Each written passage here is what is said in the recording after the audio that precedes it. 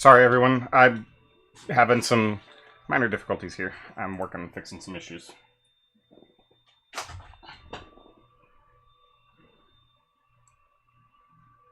Give me just a second.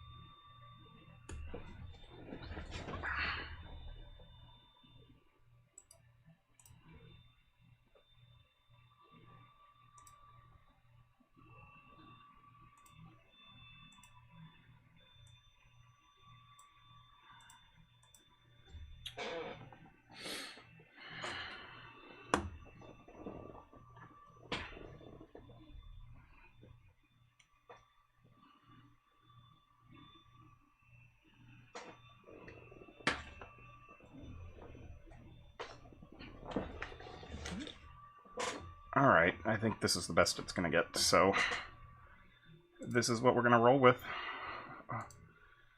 Hopefully it's not dropping too many frames here. Let me just do some sharing real quick, get this out there so people can see it.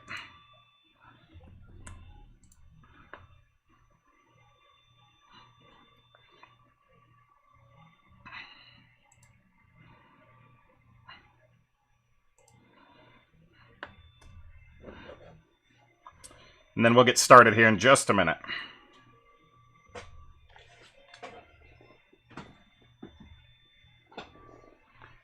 Alright. I am just going to share this real quick. I want to let people know that we're streaming.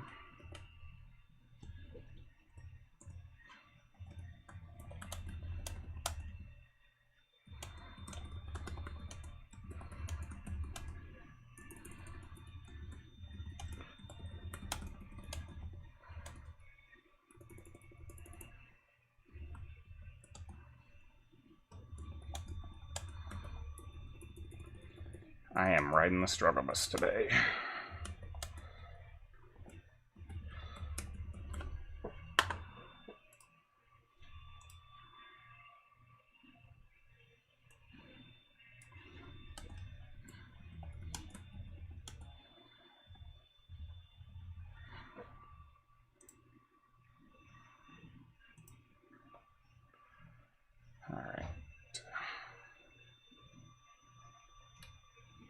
Just one or two more shares, then we'll get started.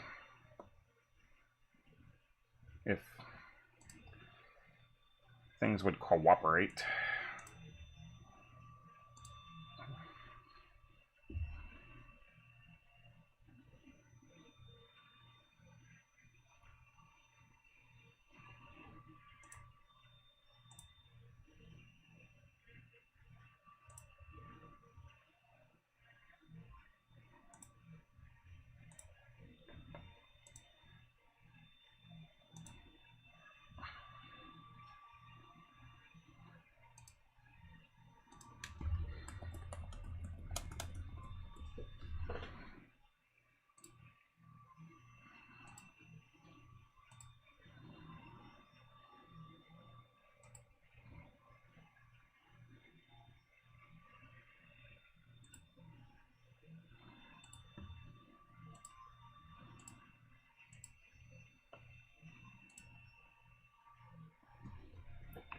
One more. Oops.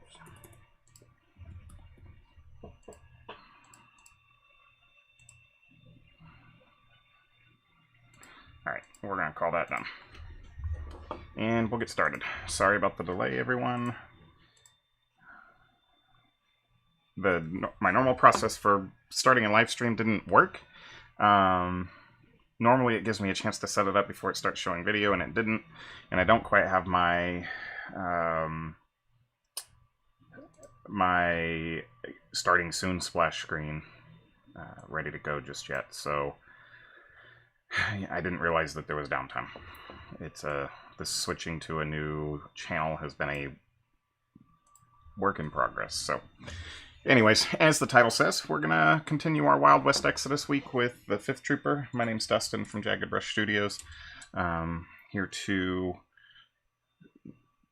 hang out with you while I paint Calamity Jane from the Ranger Showboat Posse on stream. I have to say this is probably one of my most favorite, or one of my favorite models that I've seen from any game system. Just the pose is awesome. I'm going to show it to you here in just a second. I need to realize I got some super glue string, or hot glue strings up somewhere they shouldn't be. So anyways, one of my favorite poses on any miniature I've seen. She's holding up a bottle of booze there, got her little finger up, kind of saying, you know, hold on a second, with her rifle posed up. I mean, it's not a good idea to have it posed up through her elbow, but it is what it is. And then a bunch of bottles of booze down here on the bottom. So we should have some fun painting this up. We've got a lot of different things to work with. We're going to go with a fairly muted palette on this with a lot of browns, which is kind of how things are for a lot of this. Yeah, Todd, I love the model. Really love the model. Just cleaning up some hot glue strings. For those that don't know, I use hot glue to stick my models down to my bases. It works better for me than blue tack. They don't come off. So we are going to go ahead and get started here. Let me just get all my brushes pulled out and ready to go. Make sure that we're all cleaned up and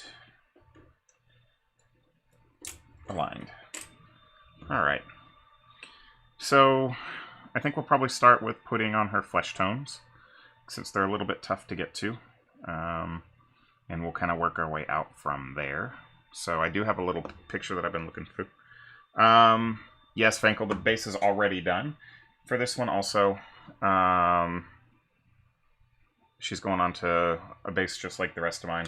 I am going to make a video on how I did them. So it will not be on a live stream, though. It will be a separate, shorter video. I'm going to shoot it and cut it down. But so that'll be when I get that done.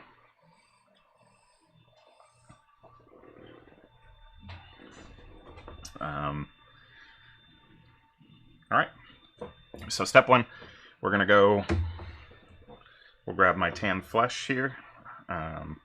Get my lights aligned so that I'm getting a little bit better coverage there.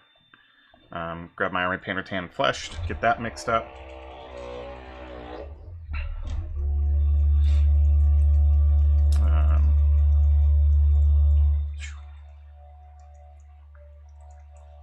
It's been a long day today. Been a long day. Glad to get some downtime painting.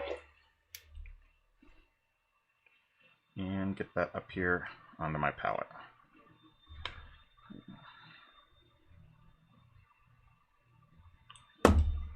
If I can get the bottle to cooperate. Okay.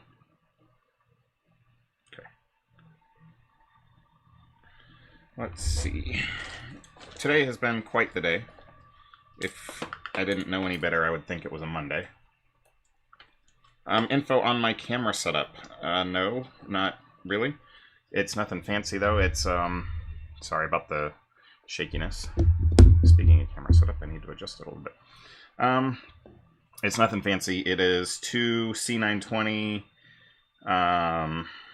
webcams from Logitech and a homemade PVC mount for an overhead shot.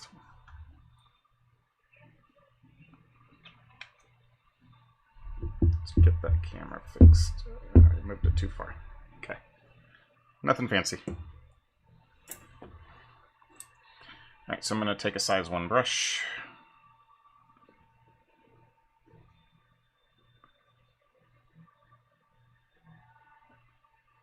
It has a nice tip, and the reason I'm going with the size 1 is we're going to be working in a pretty tight spot.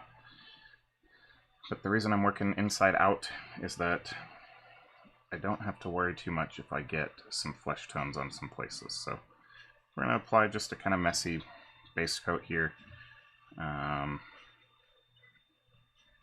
Thanks, Todd. Just kind of a messy base coat.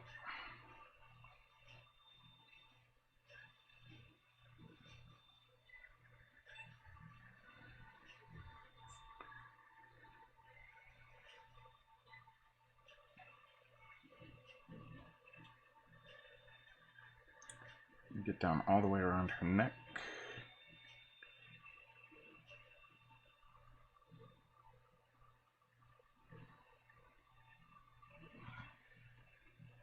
Let's see. All right, get her arm holding the bottle here.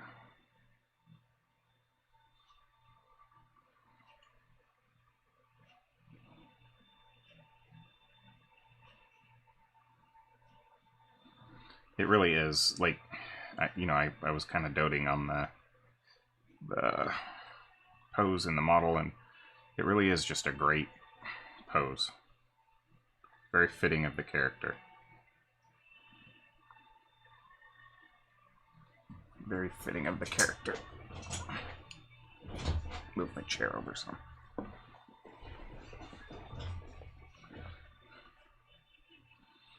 And get the other hand. So this tan flesh is going to be a good dark base tone, so that later on we can come in and get some flesh tones going in and some highlights.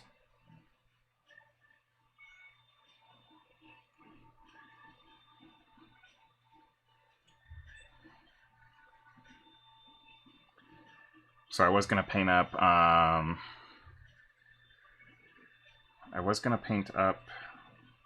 Morgan Earp for a little bit. Like, that was my initial goal, since it's another good one to start with, but I went to prime it right before the stream and realized that I forgot to clean my airbrush the last time I used it, so it's all gummed up, and I'll have to clean it, and I didn't want to waste time doing that, so I just grabbed one that I already had primed and ready to go.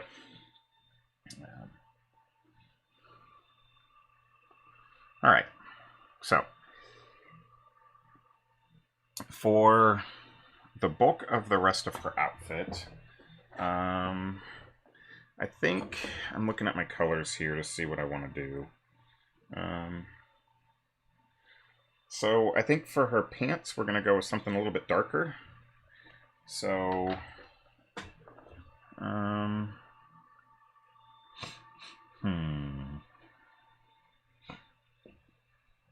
I haven't seen the new Legendary models since I'm fairly new to this, so I'll have to check it out sometime. I think we go with, let's go all the way down to a dark stone color. So dark stone, get it mixed up real quick. For the pants, we're going to be using a lot of brown. Like I said, it's going to be mostly brown on this character, so we're really going to have to vary our colors of brown that we're using to get some visual intrigue on the character. So really important to have a big palette of browns to use. So dark stone's a nice, good dark gray brown. And since we're working on a little bit larger area, we'll grab my regiment brush and paint in the pants. Again, if you get it a little bit over the edges right now we're just getting our base coat on, so as we work our way out, we'll clean up our initial base coating. But that's why I'm working on the stuff that's harder to reach right now, before I work on the easier to reach areas.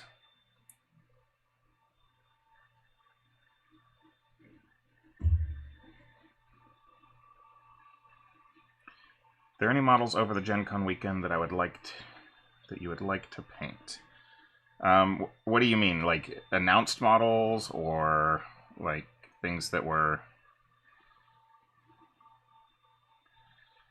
Explain to me what you meant there,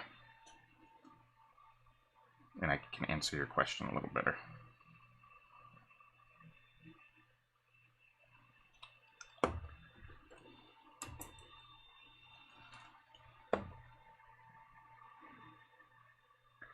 Getting some hot glue strings off that I missed. revealed models. I didn't get to watch much of the streams. I was spending the weekend hanging out with the Fifth Trooper Network on the 2-day-long Gen Con live stream. So I can't answer that honestly.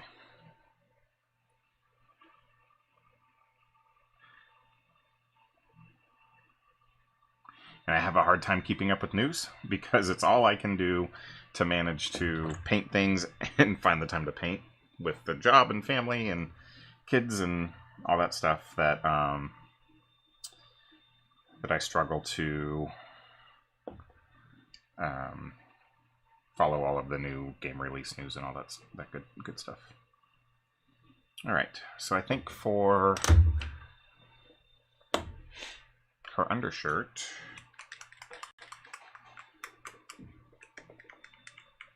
I'm going to go with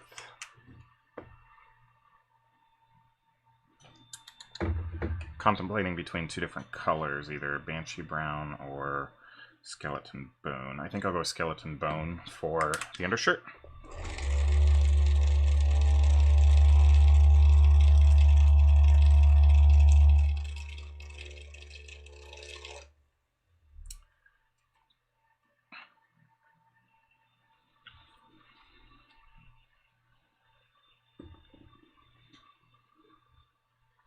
I don't know why my camera seems so off-centered for some reason. It just doesn't feel right. Alright, so Skeleton Bone.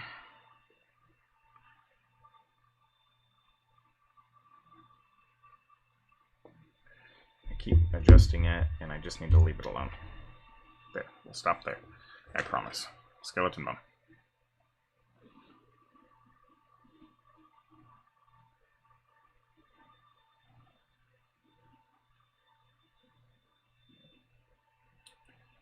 And got to be just a little bit more careful now that we're working up around that flesh tone. And we're going to get her shirt that she's wearing under her jacket. Oops. Got a little bit of a bit on the flesh tone, but we can come back and fix that later.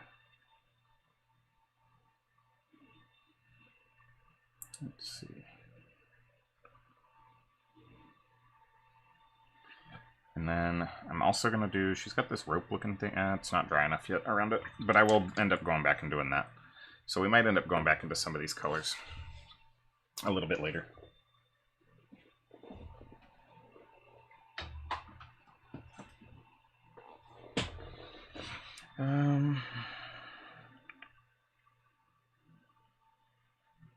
Let's go ahead and I think for her jacket I do want to go with this Banshee Brown color.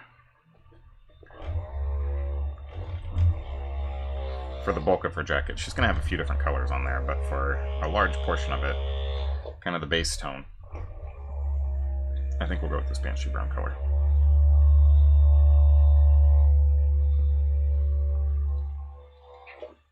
It's a nice color. I really enjoy it. It's a newer one. I didn't have it for a long time. But it's a nice tan that is fairly subdued as far as how bright it is.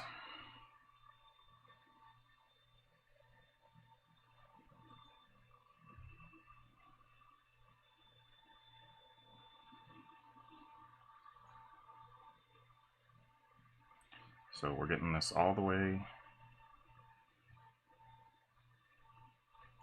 I didn't realize she has another jacket underneath there. She's got jackets upon jackets. I thought I studied this model pretty well prior to my having prepped to paint her. Oh well.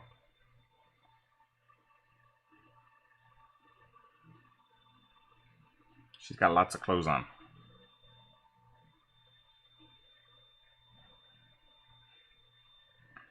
That is fine. We can make it work.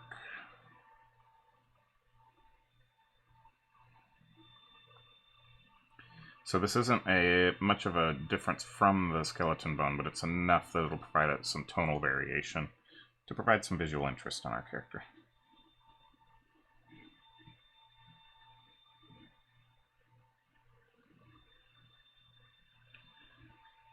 So, Venkel, what model are you looking forward to painting the most? Or what model, if you don't have a preference, what model would you like to see me paint? And I can look it up. Can't promise I'll get it. Right now I'm focusing on the Lawman, since that's the faction I would be playing, and I don't even know if you're referring to just Wild West Exodus models.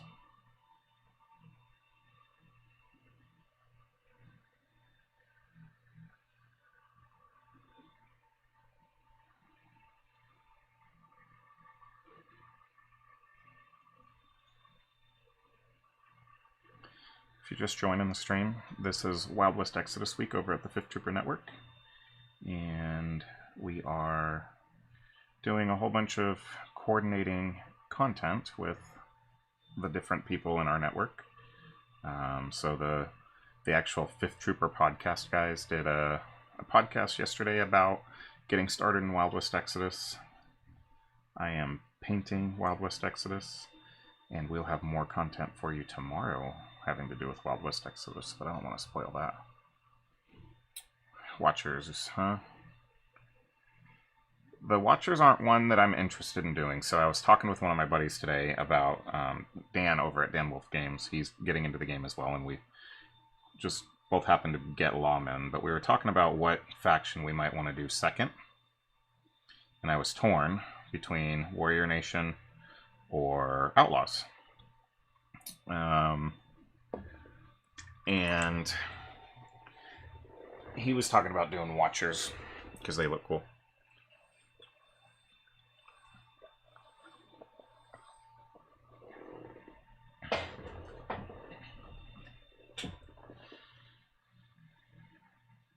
And they look interesting.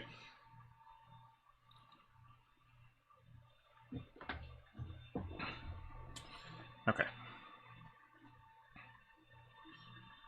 So, let's go with... Let's grab some Oak Brown. Oak Brown. I wish I only had 2 units to paint.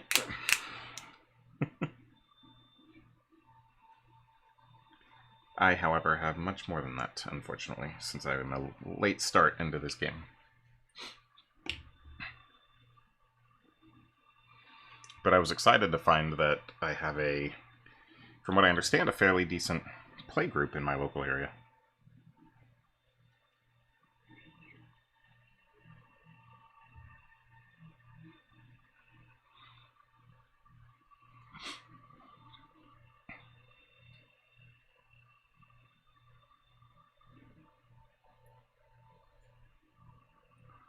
Alright, we're painting the boots with this Oak Brown. I'm in the Knoxville area, Knoxville, Tennessee. Okay, Crisis Protocol. So the one that I'm looking forward to, I did watch the FFG in-flight thing, and the model that I am hoping for them to, or the model I'm hoping to paint from some of that stuff, I wasn't sure if you're just referring to Wild West Exodus. They didn't officially announce it yet, but I'm really excited for Deadpool for Marvel Crisis Protocol.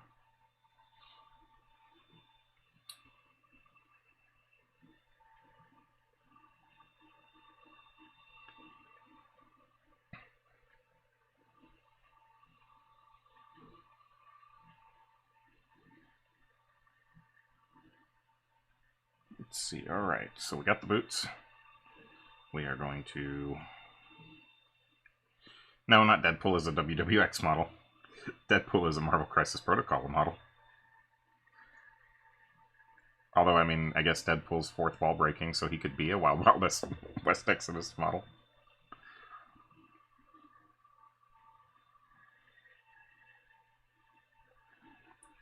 That would be interesting.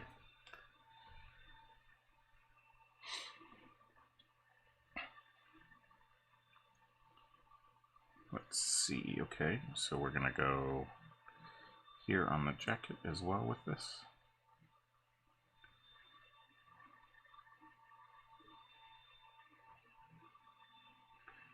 I mean, he could be.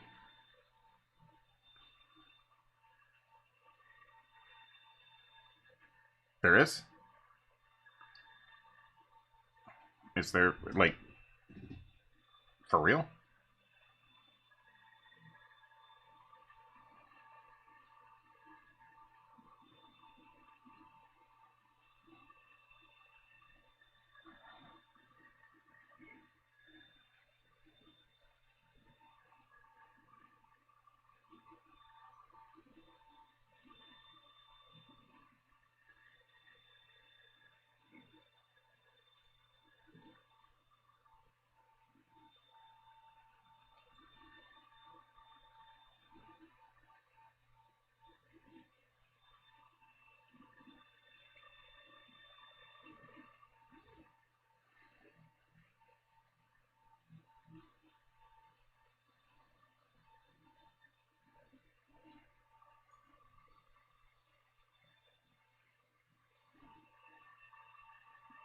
We're just painting the belt and a lot of the areas that we didn't initially get here.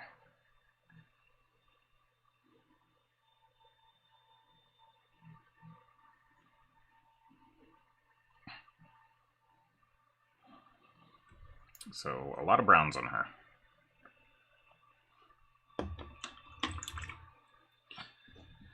So while we're letting a little bit of paint dry on her in the normal spot, we're going to go back into our skeleton bone and we're going to paint this box up real quick.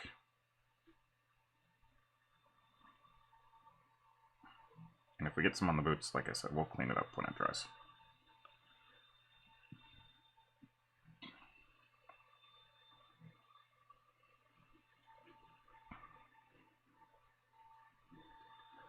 Alright. Come on, Todd, you can't let me hanging if you're telling me there's a Deadpool Wild West Exodus model. Jim Peterson, he's in the Dead or Alive Posse. Huh. I'll have to look for that.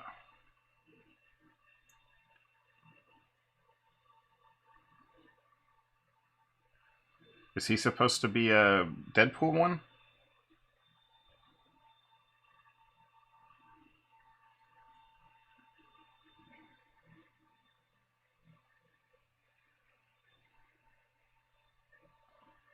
Because what I hear you saying is I'm going to have to buy a whole posse for a faction I don't play for one model.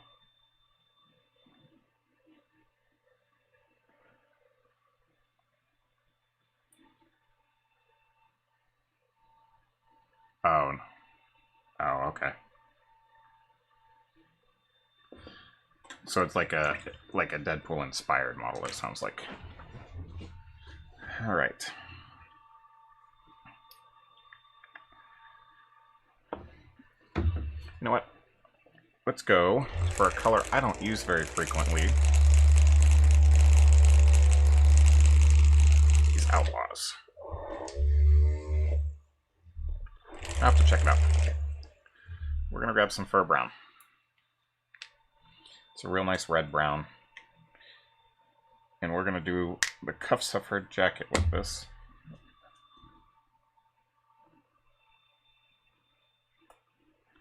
I'll have to look at it.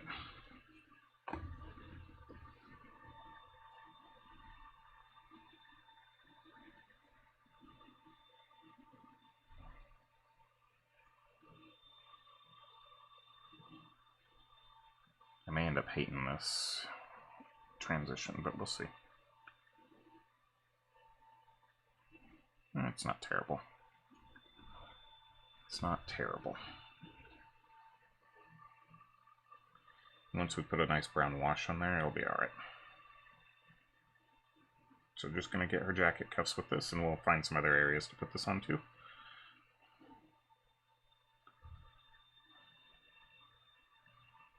It's, like I said, a very red-brown color this fur brown is, and I don't get a lot of use for it outside of using it on animals or pelts. But this is leather, right? So, close enough. Let's see. Like you'll hear me say, focus on the areas that you can see and do the best you can on those if it's hard to get to. It's a face-heavy posse like Showboat. Okay. I mean, I haven't played at all. Like, I bought the box because I thought they were cool. I haven't actually put miniatures on a table with this game yet. Just been painting them.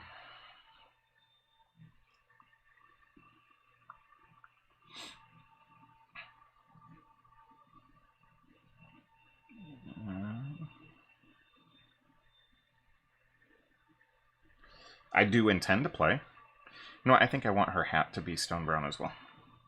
Or dark stone as well.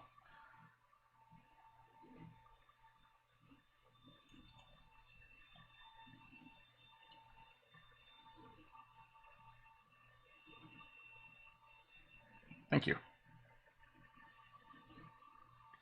This is just a very messy base coat, so we've got a long ways to go yet.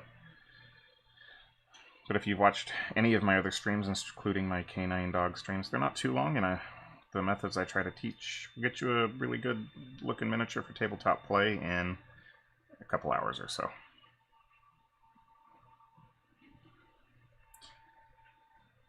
I know that they've themed some of the posses like after different shows and stuff. Like, you know, there's a Tombstone posse and, you know, various others. Which is, I mean, I think it's cool. Alright, and as stuff starts to dry, I'm going to go back and touch up certain areas. Like I'm going to grab some of my oak brown and come back in here. Deadly 7. Yeah, that one too.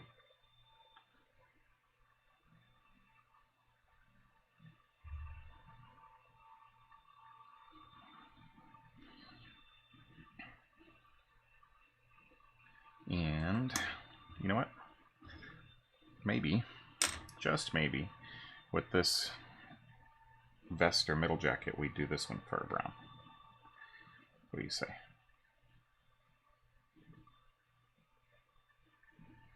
Yeah. Break it up visually a little bit. The Armored Justice Posse. I opened the box for that. I have him assembled. Like I said, I was considering painting him on stream, but I didn't feel like cleaning my airbrush. So I matte varnished some minis the other day. Well, last night I think.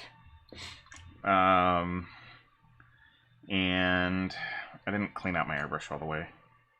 And so I've got to soak it in some purple power to get it cleaned up.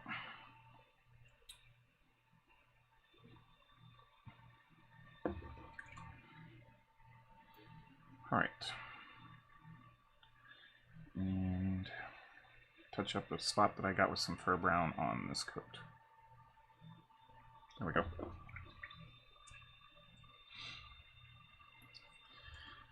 I'll go back into my skeleton bone now that the liquor box has dried a little bit, and we're going to go for a second coat because it wasn't quite dark enough. Make sure to thin your paints out so you don't lose detail. It's better to do a couple of thinner coats than it is one really thick coat, because especially like on the top of this box, there's some nice lettering and logos and stuff on there, and I'd hate to cover it up. If the miniature is well designed, like most of these Wild West Exodus ones I've had my hands on, let the miniature do the work for you, especially if you're going to use washes. Washes are a great technique to use for tabletop quality gaming miniatures. Okay.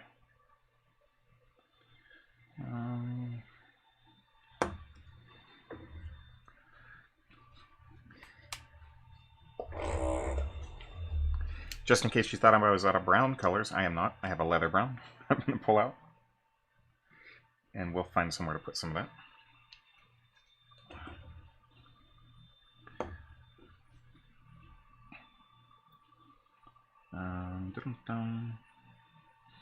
She has a belt that runs around her waist that's a little hard to see, but I think that's a good color for it. So the bottle's green. Yep, their bottles are going to be green.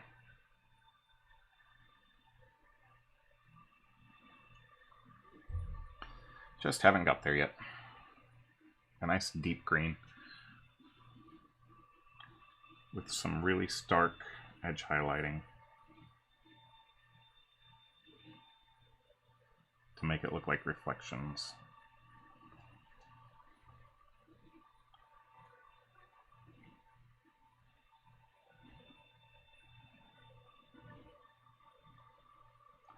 So this belt's hard to get to. I probably should have done it earlier. It's fine. We can come back and clean it up in just a minute around it.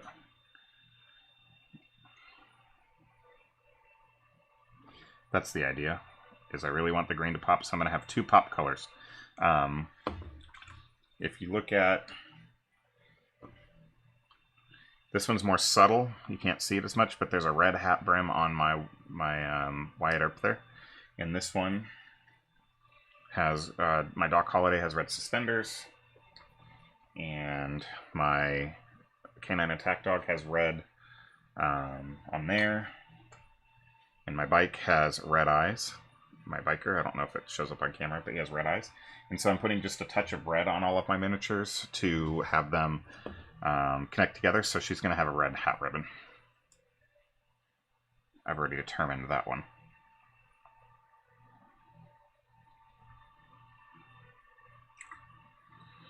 So between that little bit of red and a little bit of green. And the nice thing about that green bottles is they will be, what's the term I'm looking for? They're going to end up being like focal points because of that color. So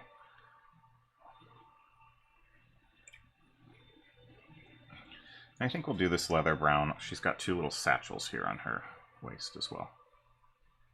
So we'll color that real quick.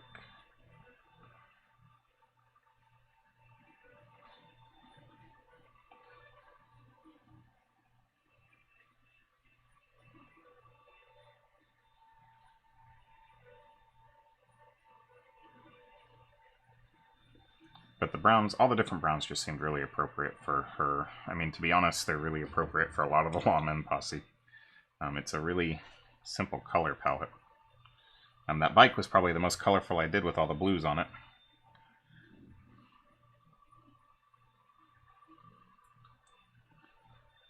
Right now I'm just cleaning up some spots that I messed up.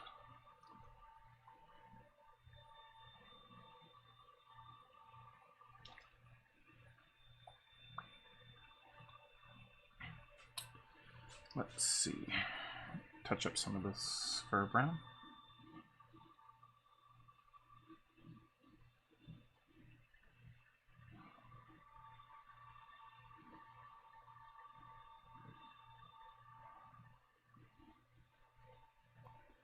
And ooh, I might not be able to get this at an angle you can see on camera. But I missed some inside of this vest here. So I'm going to try to touch that up in there.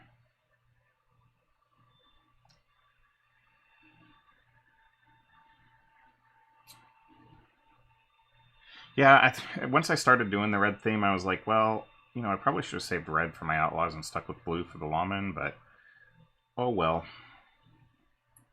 I was thinking now that I'd used up my red option, I will go with probably a nice green for my Outlaws. Who knows?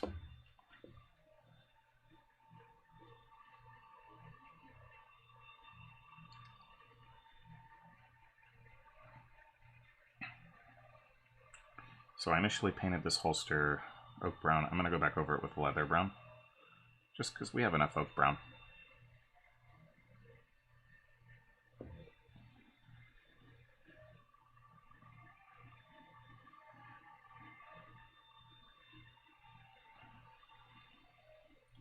And then it's really hard to see, but there's a little leather strap that runs up. We're going to let stuff dry. I'm going to grab some more of the skeleton bone, and whatever this strap is hanging, this rope it looks like hanging down from her waist, we're going to paint that skeleton bone.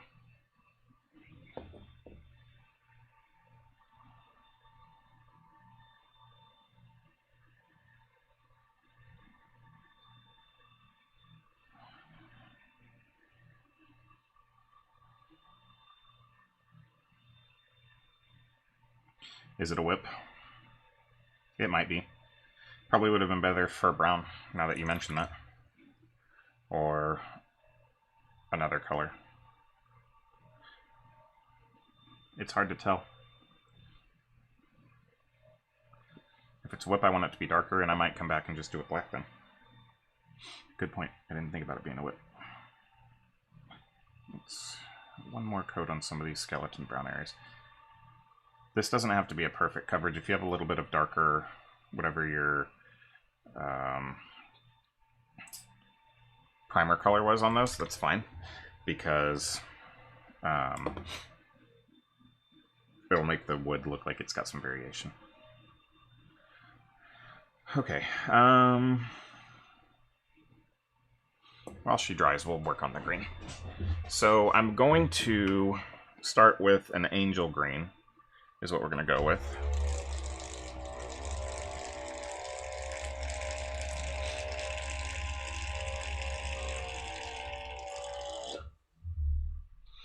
And you'll notice on my palette, I try to keep like my colors separated as much as possible.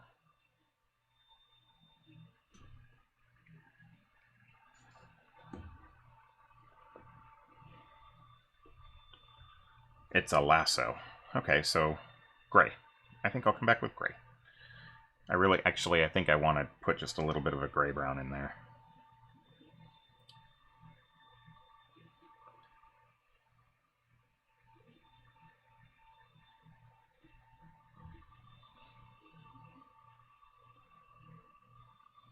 So angel green on the bottle.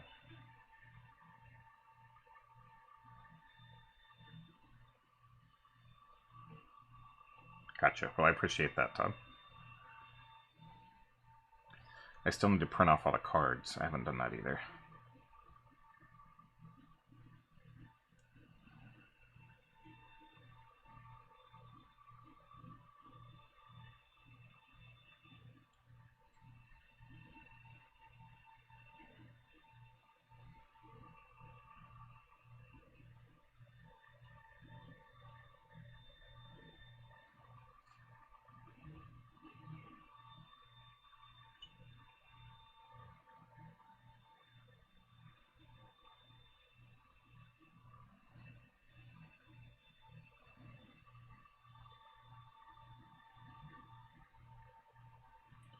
Get all these bottles painted green.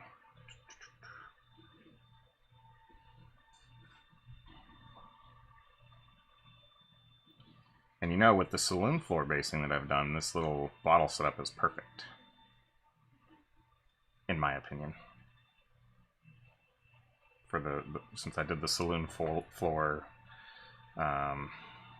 terrain on my bases.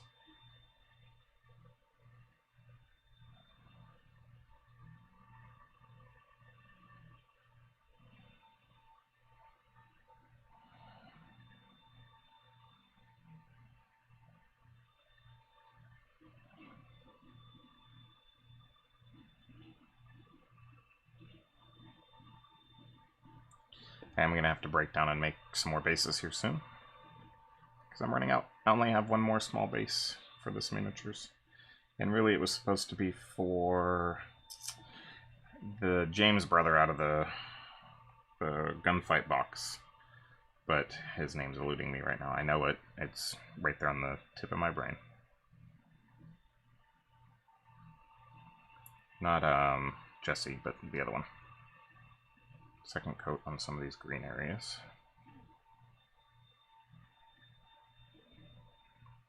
Frank. Yes, Frank James. Thank you.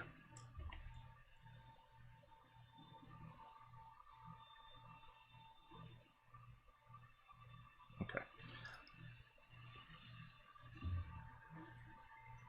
Got a little bit of green on a cheek here, so we'll come back, we'll touch that up. Green on the hand, so we'll touch that up. Let it dry and we'll go over it one more time. Let's see here.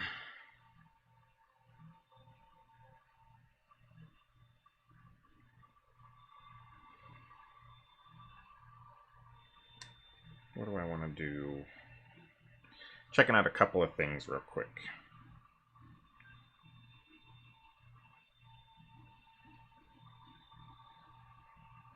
Okay. Her hair is also brown, if I recall. Just what color brown? Let's see.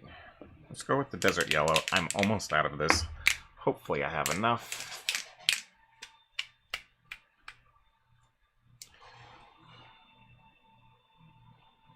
It should be enough. So we'll do desert yellow, and then we'll put a nice brown wash over it. And it'll look kind of dusty blonde.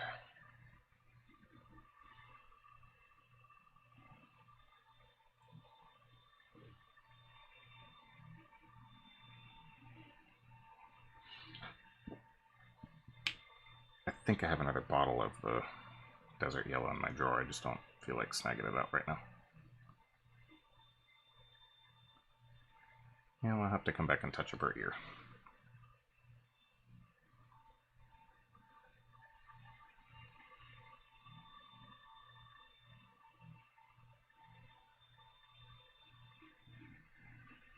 But that's okay.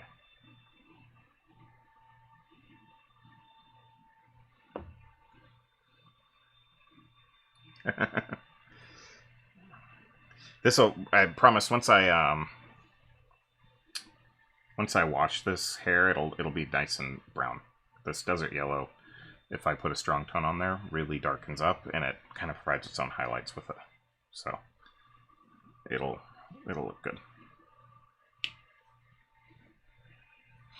That random clicking you're hearing every once in a while is the stainless steel ball bearing and a couple of the bottles falling to the bottom.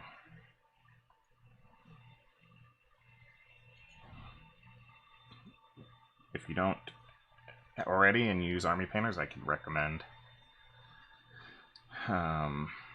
throwing some kind of mixing ball in your paint.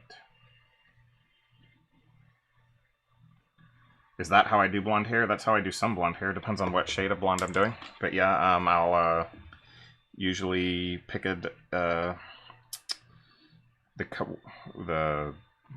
base tone that I want, wash it, and then dry brush back up to a highlight for blonde hair. I do have a Babe blonde color. Honestly, I hardly ever use it. It's really too bright for... I don't know why they call it that. And that's moon dust. It's like bright yellow. It's not suitable for hair, in my opinion. There's a place for it. It's just not what I want it for. So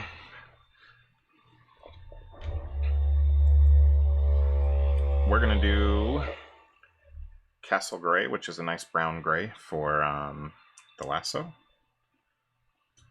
I should have titled this episode 50 Shades of Brown.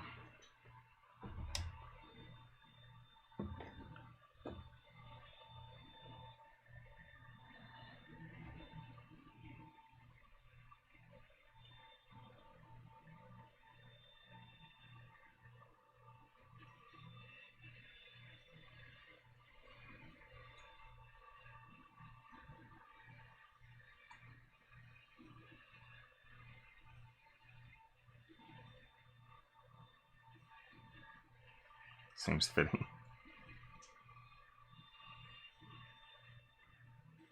All right, that's better. Yep, much better on that. Let's go touch up the boot around the box.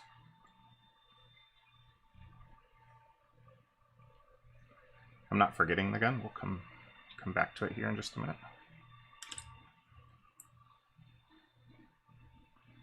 Put a little more green on here. Let's see if any of the bottles need more green on top.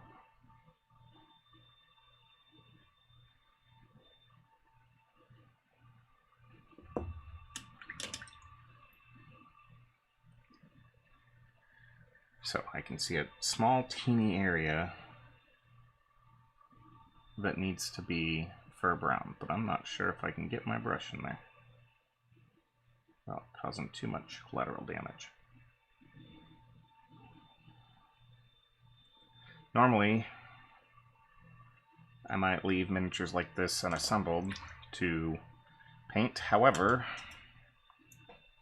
this one would have been really hard to do unassembled. Second coating some of this stuff real quick. And cleaning up some areas.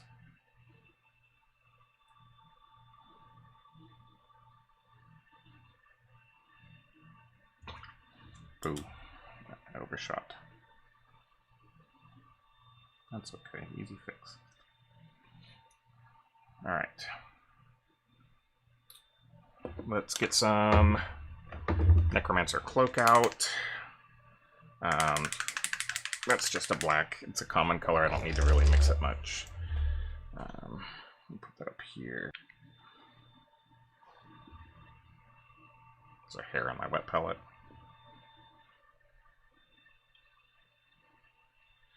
And I'm going to do her pistol right here, this color. And then what we'll do is I'll come back in and paint the handle a different color later.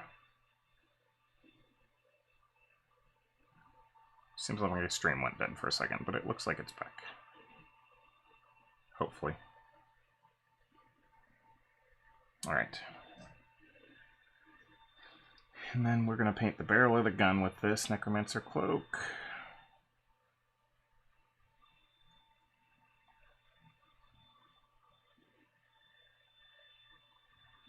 Barrel of the gun. The chamber here.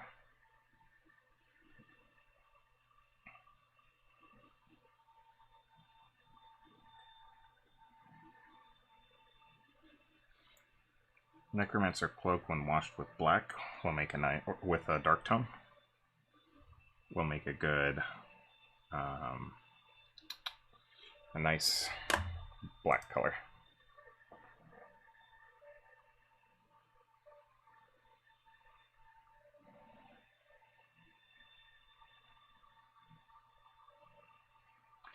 And the thing is she's got all these wrappings all over her rifle, so it should be fairly easy to paint it up.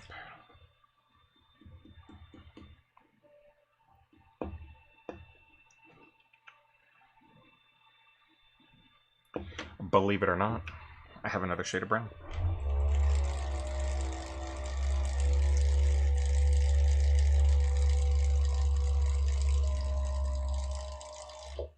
And that is Monster Brown.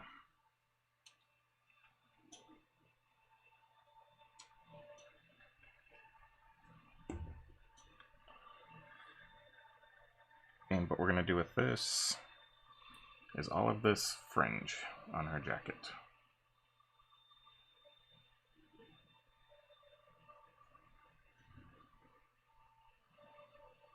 I don't know why I'm using this tiny brush for this.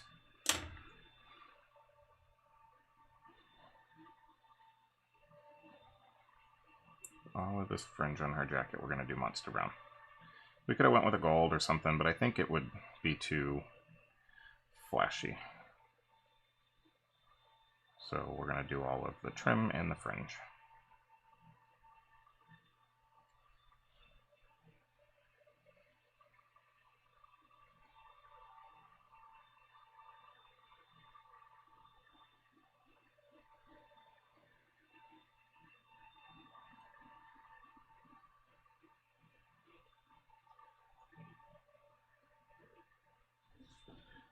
Alright, and then we'll get the upper jacket trim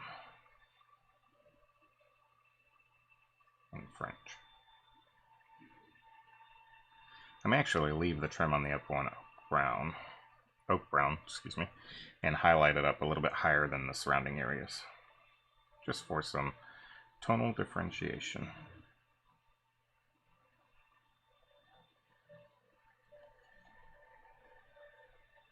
We'll see when everything dries how I think it looks, because it's really hard to judge your paint colors when your paint's not dry, because it will darken as it dries. So make sure you're not judging it based on the results of wet paint. Otherwise you may not be happy with the results.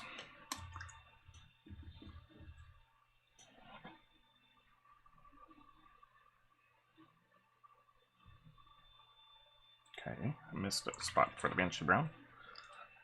And then get a little bit finer tip brush and bring these down with the Monster Brown. There we go.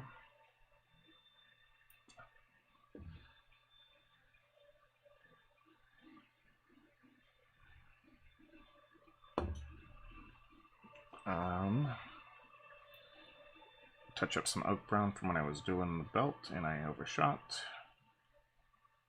And touch up some of this leather brown on some of the satchels here.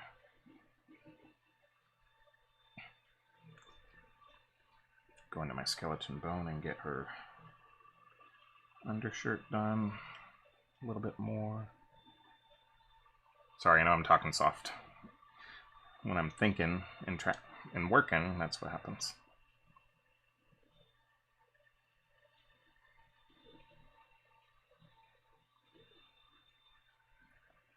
All right. We're gonna go into this oak brown and we're gonna paint the stock of this rifle with oak brown. We may come back in with a metallic to make it look a little better. There's some areas that I think would look good with a filigree on it.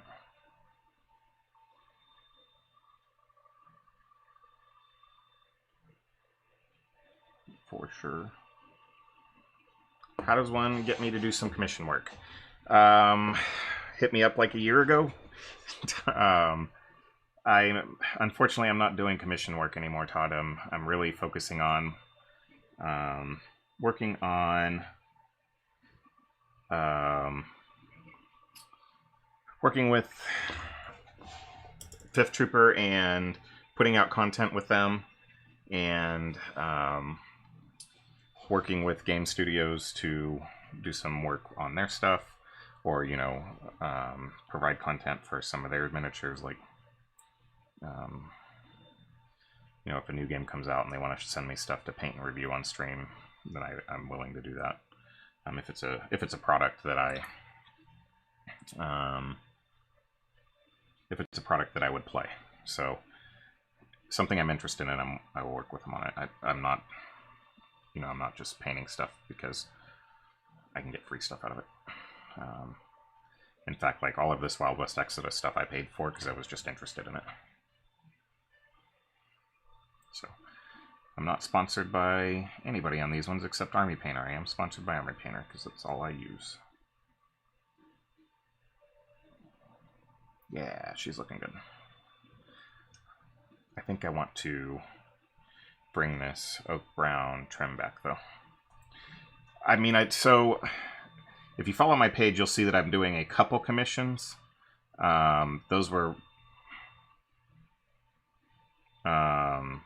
Those were commissions that I had before cutting off commissions, and I'm just working on them still. So I'm not taking any new commissions at this point.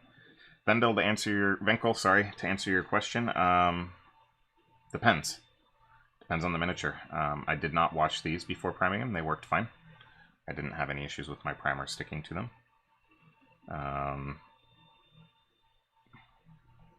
And these were resin, so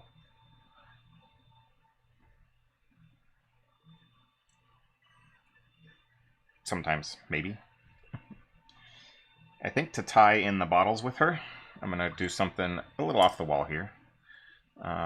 She has some like raised reliefs on her jacket, just little. I think I'm going to paint them green. It'll help tie her in with the bottles.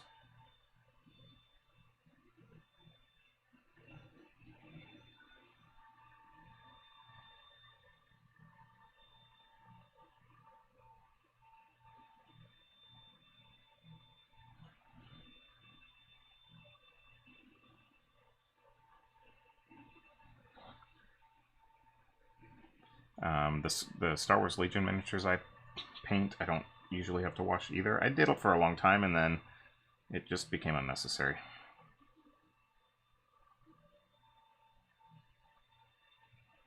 In my experience, and I may be wrong, but in my experience, that was more a thing of metal minis, having a whole lot of mold release agent on them to get them out of the metal molds, but your mileage may vary.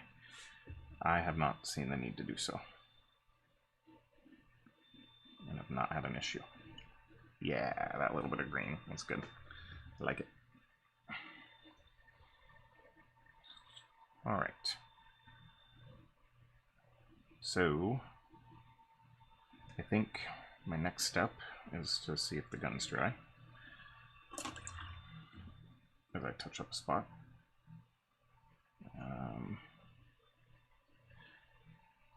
Just do a little bit of touch up on a couple areas.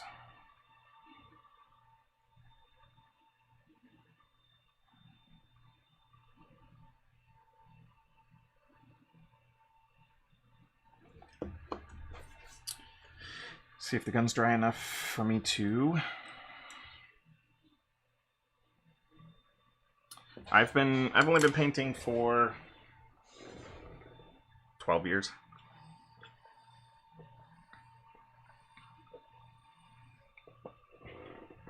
I have had some minis that I had to wash. That no matter what I did, the primer would just beat up on the surface of them, and then the minute I washed them in some Dawn dish soap, they worked just fine. So, I don't know. Like I said, it depends. Probably, I think it depends. There's a spot that I missed cleaning out some of the flash, which then makes it so I have to go back in and clean up the belt. And that's okay. Easy fix. Alright. We're getting kind of down to the nitpicky of the base coat, which has taken us about an hour. But that's okay. Alright, so for the gun, let's take some of this leather brown. She's got a bunch of wrappings on her gun, and I want to paint those wrappings leather brown, I think. On the rifle.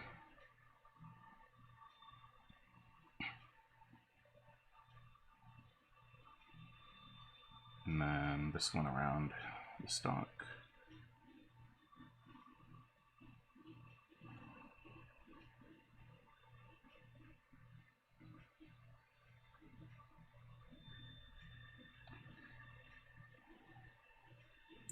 I will say that on my time painting, these, and I'm not just pandering here, but these Wild West Exodus minis have been some of the most fun ones to paint, just from like a pure character standpoint. Their poses are all full of life, very dynamic poses, you know. In a lot of other game systems, you can get kind of stuck in the, I'm going to paint all of these same, you know, squad of 6 guys.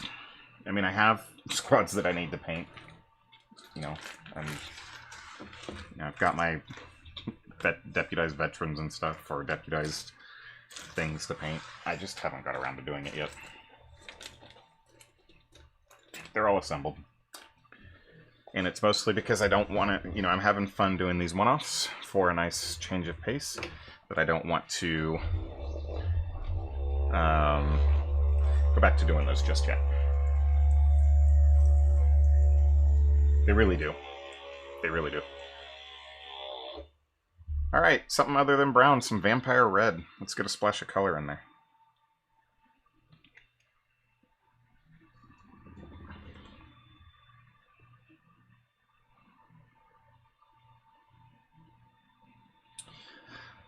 I didn't do orcs, I did imp guards. And oh no, I never did end up with a fully painted imp guard army because just, you know what? No.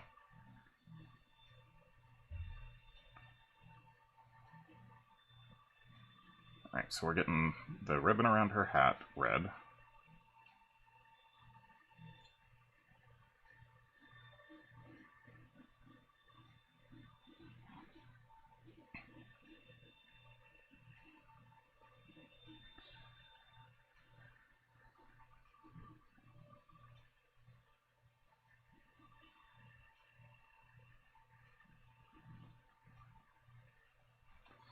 And that hat band runs all the way around, or ribbon, or whatever you want to call it. And if you get some under the rim, that's okay.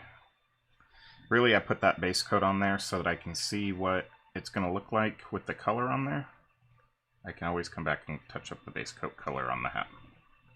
Easier than the rim, but it's really hard to judge what that color will look like without it there. Because if you put, it's really weird, just the way perception works. If you put, you know, two different color, like if I put a red and a green next to each other, they're going to look different than if I put that same red next to a brown or a yellow.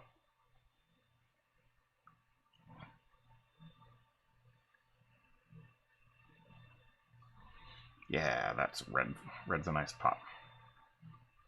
I think I need to turn my gain down just a little bit further on this camera. I feel like some of my colors are washing out.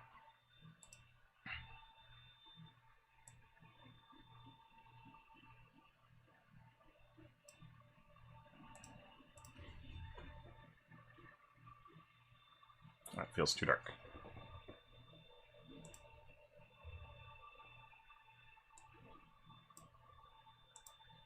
There we go.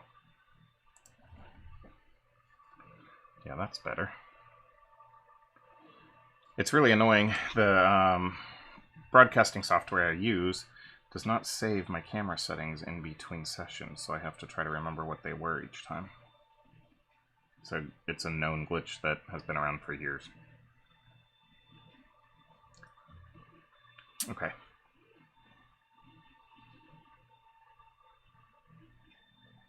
Missed a bit of her bangs up under her hat.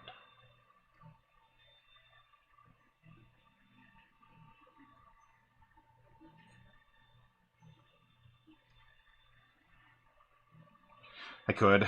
I'm finally getting to the point that I'm starting to remember most of them, just from setting them over and over again. That one was one of the specific settings that I've forgotten.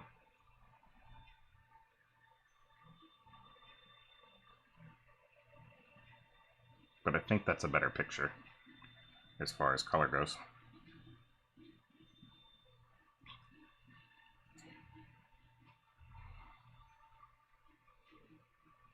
I know it's fuzzy, I don't have autofocus turned on, but you can see the red now around the hat instead of it being kind of washed out.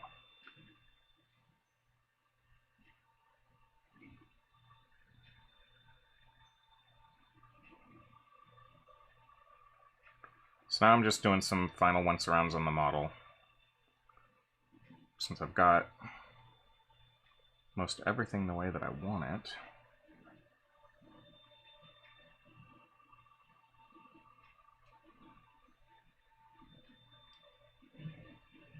The funny thing is that it specifically doesn't save the settings for this camera setup, even though it's one of the most popular camera setups for streamers in general, is the Logitech C920s, because they're cheap and they do a 1080p output.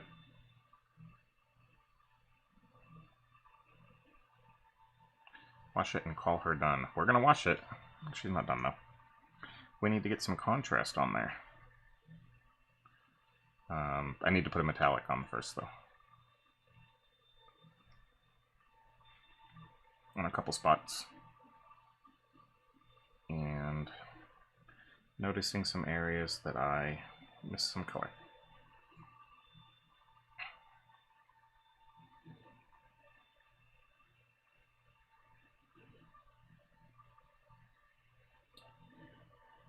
But to your effect, if you wanted to wash her and call her done, she would look great on a tabletop. So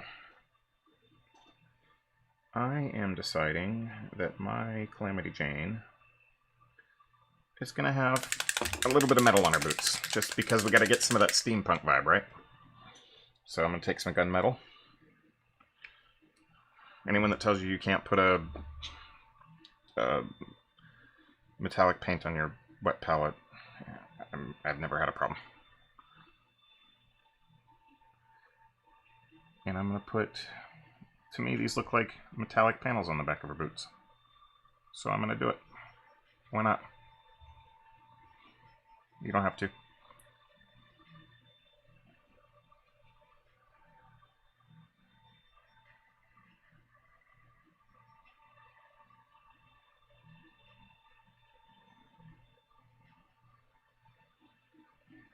It's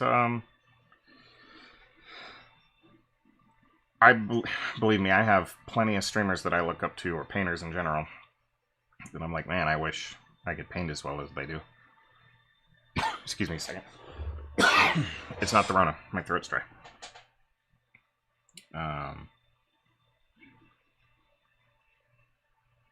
I just paint to what I'm happy with.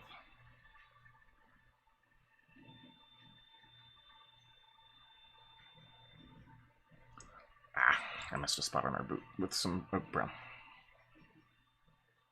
That was going to be very obvious. Okay. Any other... Yes, I know what I need to do. She has a belt buckle, kind of, that needs to be metallic.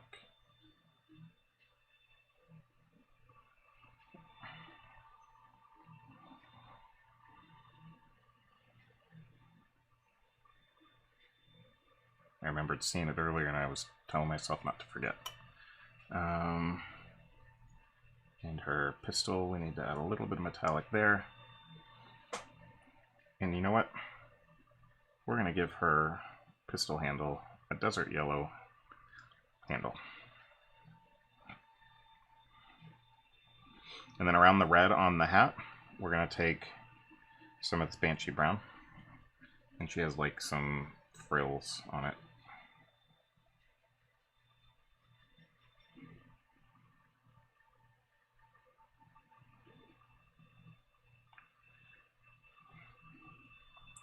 That, yes. So my approach is that I do enjoy painting, but I don't enjoy spending 30 hours on one miniature. And so I've developed my technique that allows me to do just a little bit extra, make it look good to my standard, and not spend a month painting one army. But I could definitely appreciate that sentiment. For instance, I don't know if you saw, if for those watching, if you go back on my Facebook and look at the NCR Fallout miniature model that I did, I was really happy with how it turned out. It took me like 2 hours.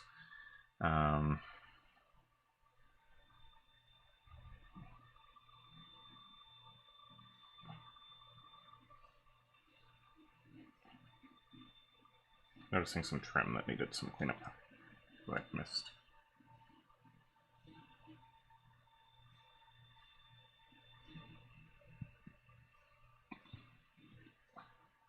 So once we've washed it, we'll come back over and all these rivets we're going to hit into a metallic. Ooh, she has a... This could be metal on her back as well.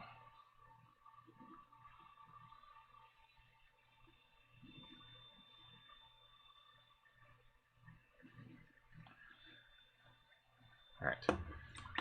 And then we're going to grab some weapon bronze. My only thing with metallics on this wet palette is they do dry out on the wet palette.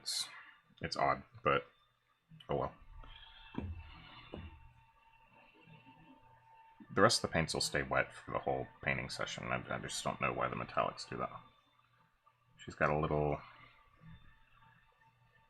symbol on her holster that we want metallic. She's got that same symbol on her hat that I want bronzed.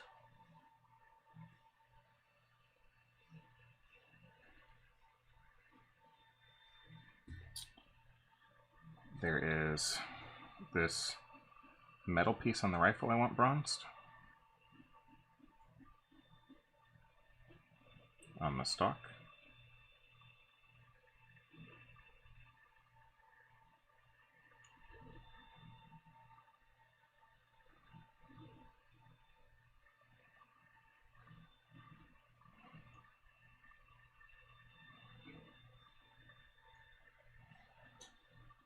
Sometimes the angle to get the light on the model is not the best for me to show you how I'm doing it. So I apologize for that.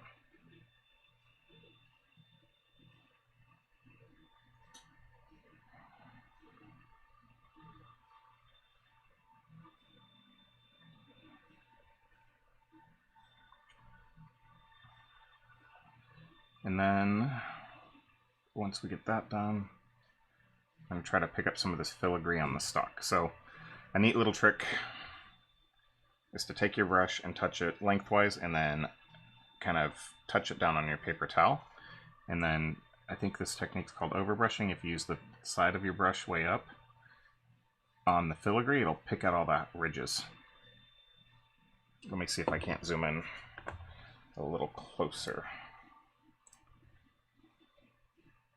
and show you what I'm talking about. Focus.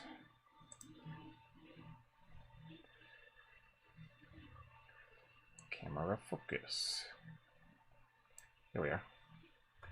So, let's see here. It's not dry brushing per se, but it's a similar concept. I'm not taking as much paint off. I'm using the side of my brush that is still very wet with paint. And touching it along the edge here. And you'll see it pick out all the details. This side's a little bit harder for me to show. Let's see if I can get my light down there so we can see. It's going to be washed out a little bit. But right here along the buttstock, there's that filigree.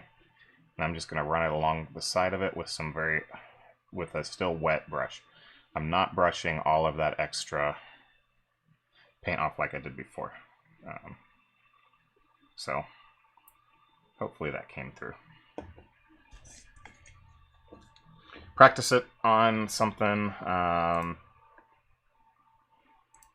I'm not using the tip of the brush. I'm definitely using the side of it. I'm pretty sure it's called overbrushing. It works with any color. You can do it. It's an easy way without dry brushing, because dry brushing tends to make a really dusty, chalky appearance to it, and it can mess up the surrounding areas. This is easier to control.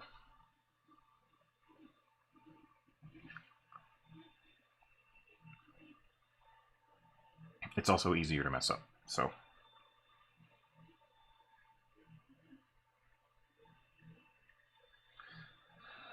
I'm contemplating, do I need to do anything to the pants to kind of, I think I do.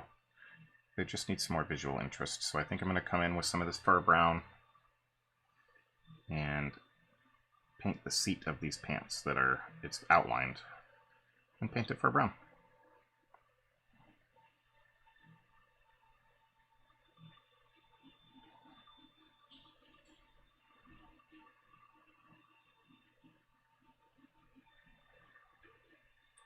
Now that I've decided to do that, of course, the other leg is very difficult to get to.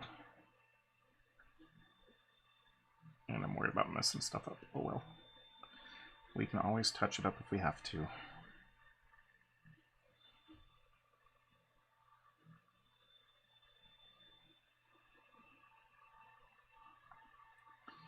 Yeah, Todd, it's a really quick, cheaty way to get some raised details on a relief that's raised up like that.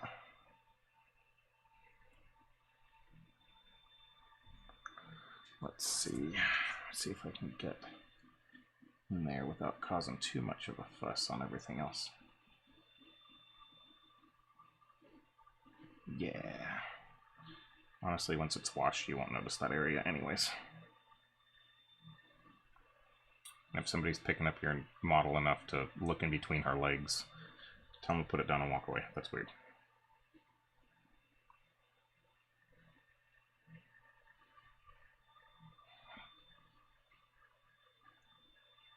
Alright. So my fur brown seems to be separating on my palette. It's a fun thing.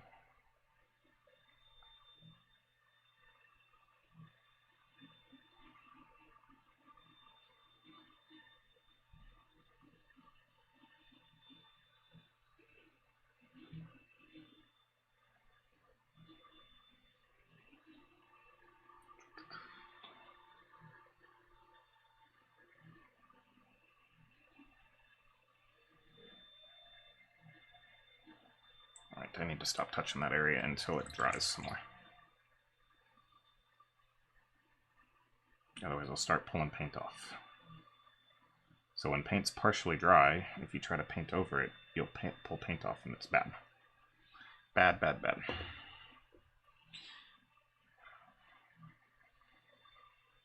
I really need to stop futzing with the model and just call it ready to go. So what I'm going to do is I'm going to put gold caps on all these bottles, or bronze caps on all these bottles, just for fun,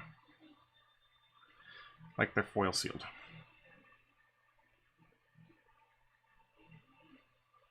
It'll provide a nice bright pop of color down here on the bottom.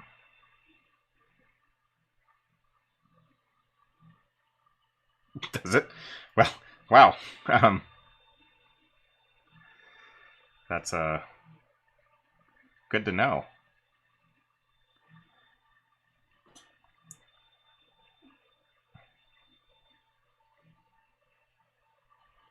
I'll have to play back one of my streams like that on my big screen. I've never thought about doing it.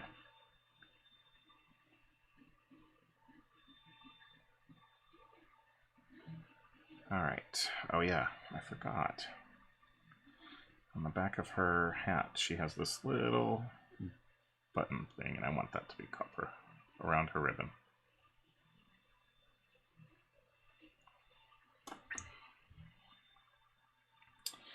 And then we're going to use that same filigree trick across the back here on the filigree on her back that I did on the gun. Use the side of my brush. And I'm really just pushing down enough so that it touches and it's sliding sideways. Oops. And if you go over a little bit, you can clean it up. I went over a little bit. It's fine.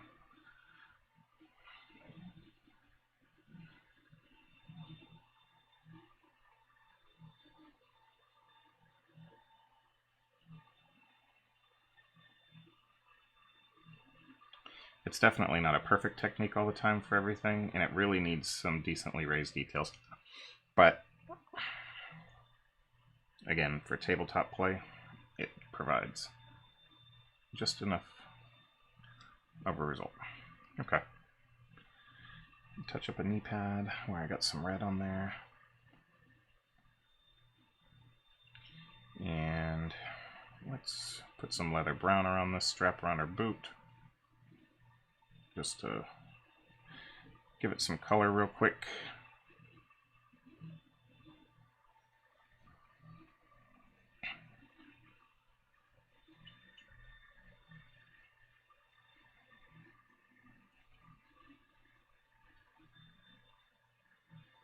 When you're working with this many colors within the same tonal range, you just got to find some ways to make it look different. So here's where we're at.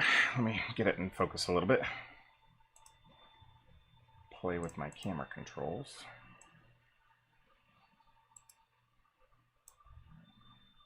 Okay. Here's where we're at. And I think she's ready for a wash.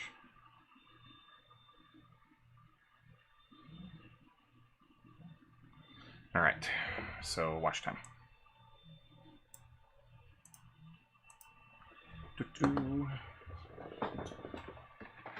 Get my wash palette out, because that is one thing I don't do. Don't put washes on your wet palette if you're using one. It's a terrible idea. Sorry for the sound. I am peeling dried wash out of my palette. It's one of my favorite things to do. Really satisfying.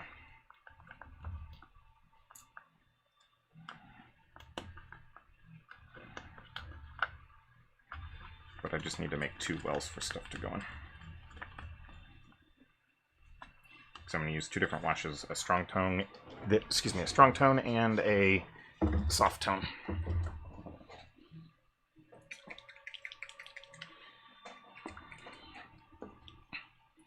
Since I'm going for a somewhat unwashed appearance in many of the areas, her skin tone is going to be washed in soft tone as well. So we'll start with our soft tone. I need to clean out the lid of that.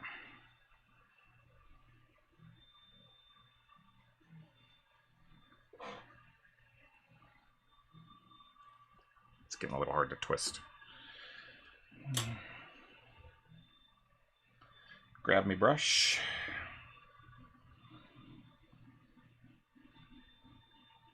Make sure that I don't see any wet spots that I'm going to get upset if they get wet, and we're ready. Go to town. I start at the top of my model and work my way down.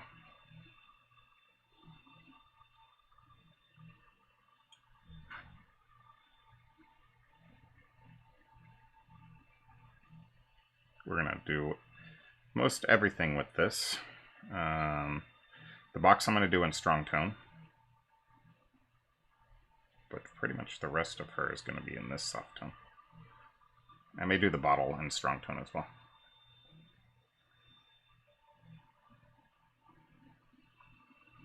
Make sure to, as you're going, check for any puddling wash in places you don't want it to puddle. And you may have to check that a few times in different areas, because initially it may not puddle there, but as you add wash to other areas, it may end up puddling where you don't want it to. And puddling washes are bad when they puddle too far.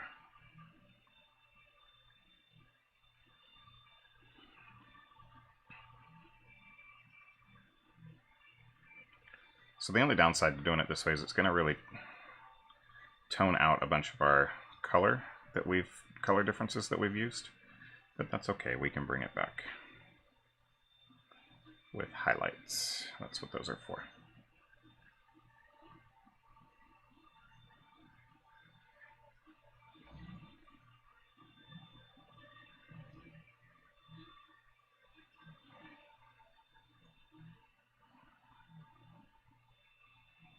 You'll notice that I apply a wash, spread it out, go work on another area for a second, and then come back to certain areas before it dries.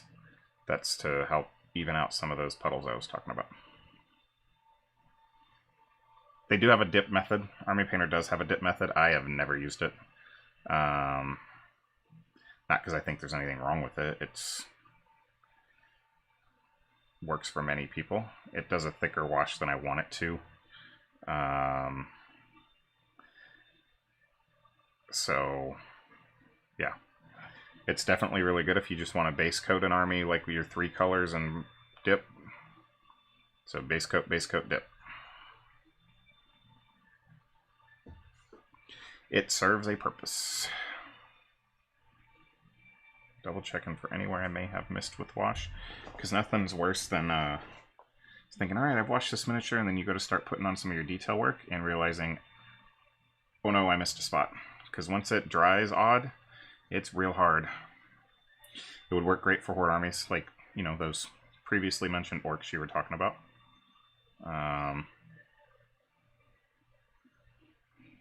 I've just never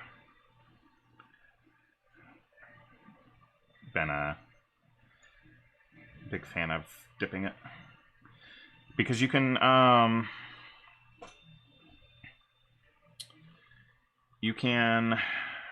what was I trying to say? You can also spray washes through an airbrush, and so, you know, that's almost just as quick as dipping and shaking. But I definitely, like, I've seen people use it and get good results out of it, so I've just never tried it. Part of me is not brave enough to do it.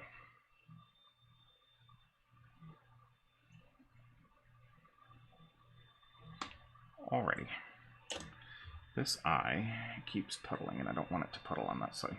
Stop puddling.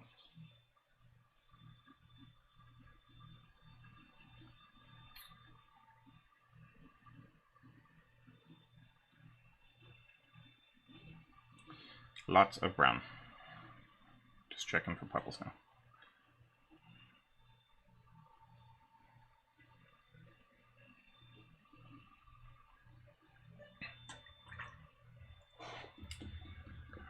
Alright, strong tone.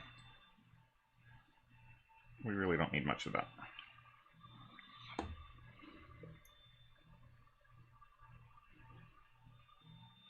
Wash the box with it. It gives it a nice different brown tone than what we were working with before. And I'm getting the bottles with it too, as much as I can.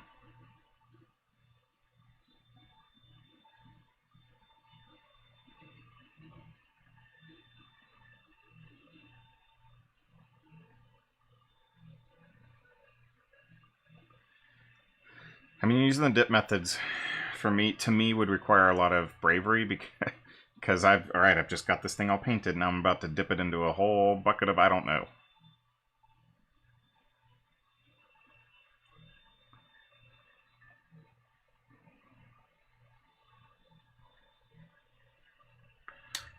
missed a wash spot. Glad it hasn't dried yet. This hand here needed a wash.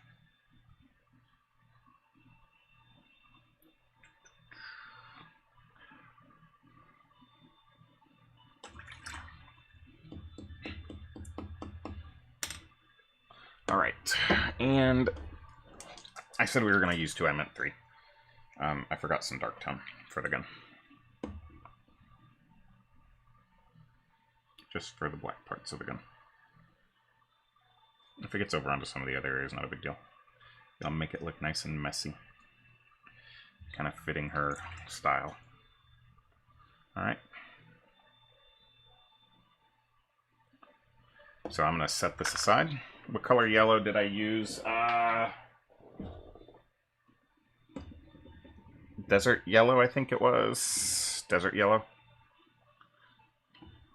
For the hair.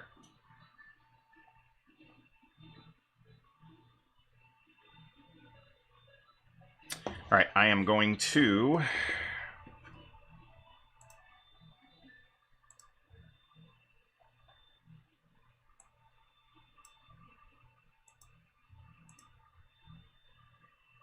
mute my microphone real quick while I pull my handy dandy paint dryer out and get this dried off.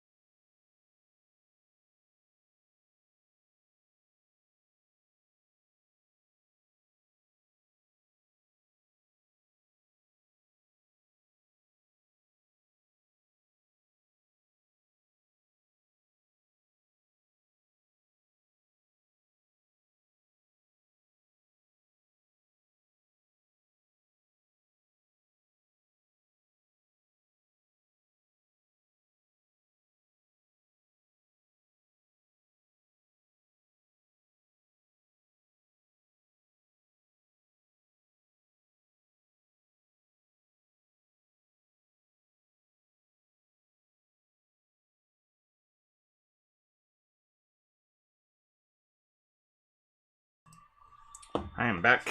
That blow dryer gets hot on the hands. So keep that in mind when you're working on this. Alright. So that gets that wash dry in record time. And I'm going to start with picking up some of these metallics real quick. So I want to bring back some of this metal here that got tarnished out a little bit. Definitely the one on the back, on our back a little bit. Don't try to clean it all up though, because some dirt will make it look grimy and washed out. One thing to keep in mind on these miniatures is that there's a ton of fine little detail on there. You do as much as you want, or as little as you want, as far as picking out all the details and stuff. So I'm going to go and do some highlighting here on her jacket. So I'm going back into my Banshee Brown. And remember, I need a finer brush for this. Remember, it's going to dry darker than it looks, so don't get surprised when you first put it on there and you're like, oh my gosh, I ruined it because it's too bright. It's fine. Yeah, so the wash, it does go away, and then once I finish and I put a matte varnish on there, it goes away even more. Because they still have a little bit of a sheen to them, but you can tell when they're dry based on, you know, how satin they get.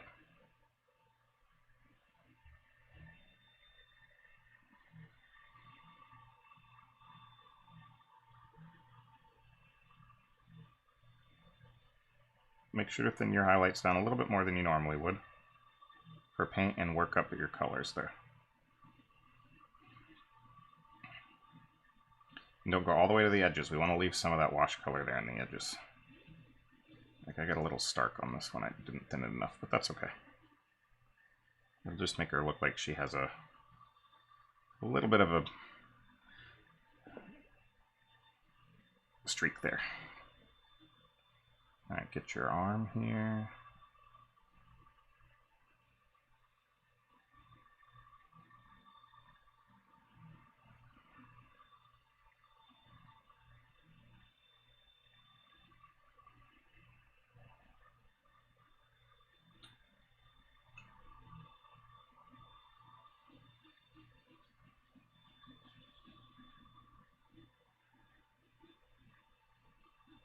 Other arm. We're still working with this Banshee Brown that's thinned out.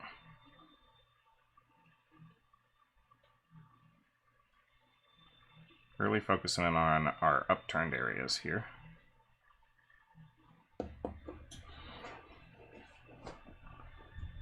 Trying to bring back some of that color definition that we lost with our wash. Pick up the edges.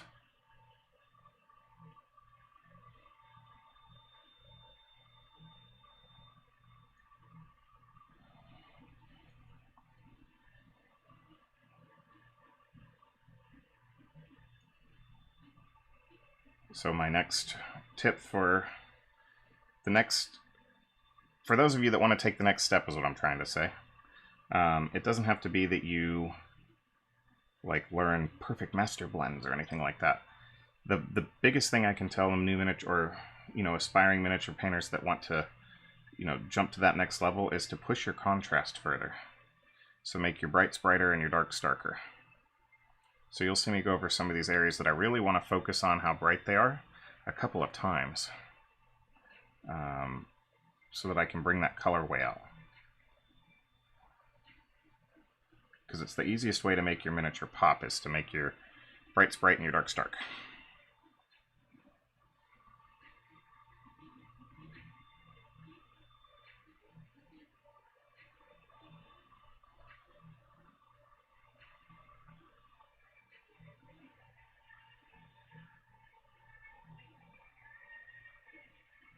And focus on focal points.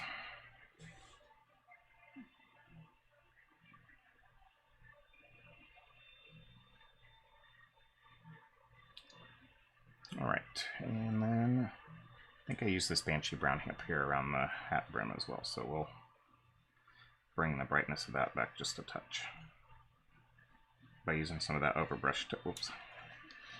Lord bless it, I went too far. If you get paint somewhere you didn't want it, quickly wet your brush, flood the area with water, take one of your drier brushes, and pull it off.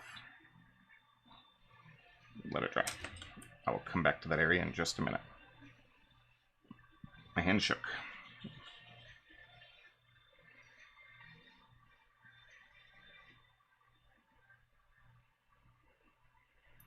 It happens. Sometimes I get a little bit of spasms.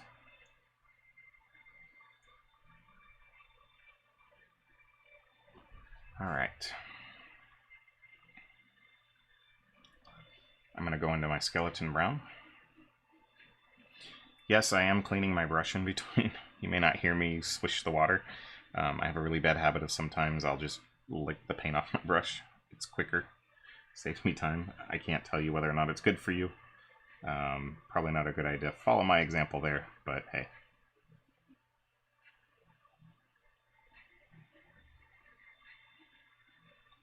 I am an unabashed paint licker. Oh, I missed a badge on her chest here. It's okay, we'll let that dry and throw a quick wash on it.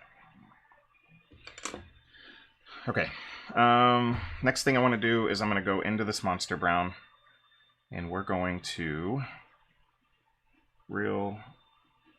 pick out each one of these fringes. I know it sounds like a lot of work, but believe me, the payoff will be worth it. With just the tip of my brush.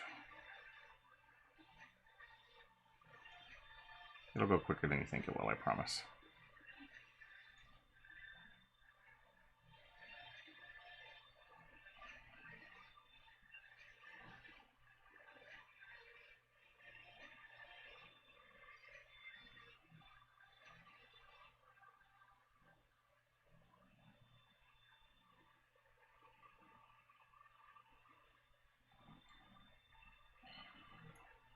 See, we're already halfway done. You do want to make sure you have a good point on your brush for this, especially for these little fine lines.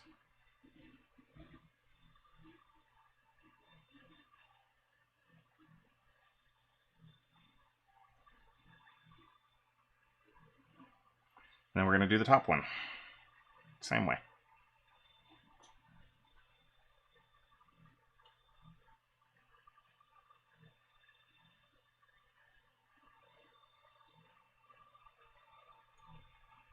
At this stage, do try to be more careful and try not to get your highlights mixed up.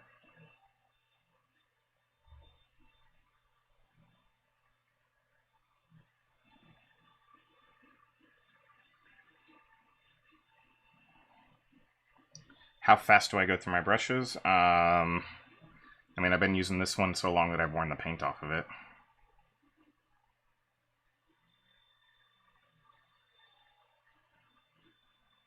But I'm also not particularly careful about washing them a whole lot. Depends on the brush. So I have brushes that I consider disposable because I paid $20 for 50 of them. They're size 1s. I don't even wash those. Like, if I get paint in the ferrule, I don't care. I paint with them for a session and throw them away. Yep, that's true. I have my favorite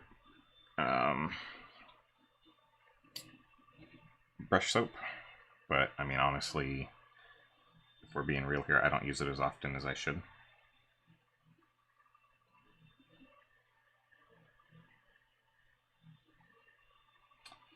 Get that holster back with the color some. We're gonna go on to these bags of money, or whatever they are. I've been looking at D&D stuff recently, so I'm thinking they were like coin pouches, but they're just satchels in general.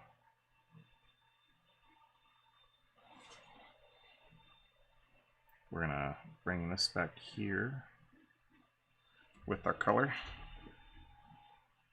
All right. We need to get a couple more areas. I do clean my brushes like every so often. I'll clean it, and like while I'm working, I'll rinse the paint off, even if I'm using the same color, just to make sure it doesn't dry on the bristles. It's a good idea. Let's get the wrap on the gun.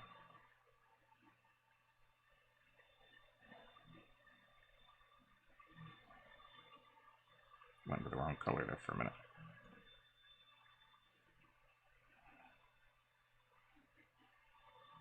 I'm not using anything fancy. These are Army Painter brushes. They're good. They're cheap. And I don't feel guilty when I have to get rid of them. That I didn't take care of $20 brushes.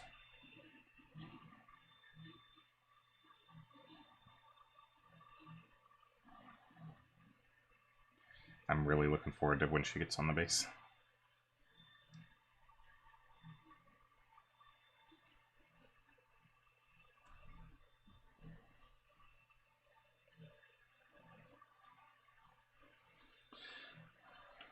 Alright.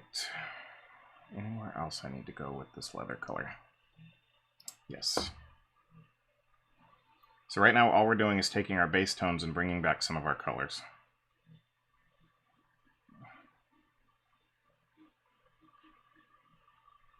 Matter of fact, I'm gonna go ahead and do this one with some of that because I like it. Like the idea.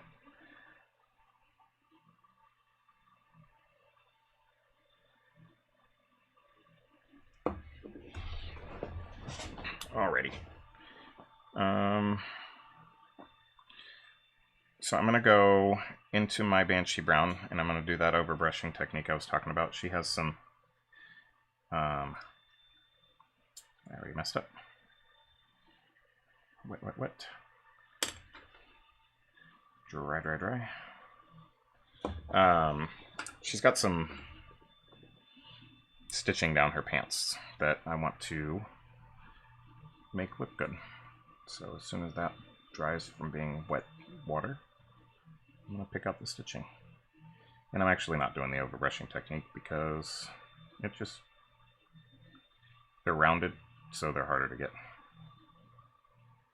I'm just using a fine tip brush. And if I mess it up a little bit, I'll take some of this dark stone and bring it back in. There we go.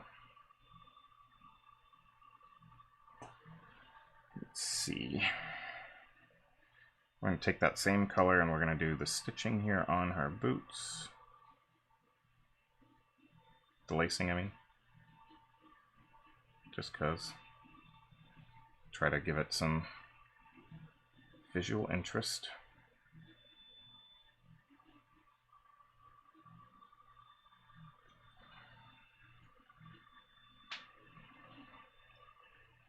We have more highlighting to do. I just was waiting for areas to dry a little bit. So take some of our fur brown and paint the seat of our pants some.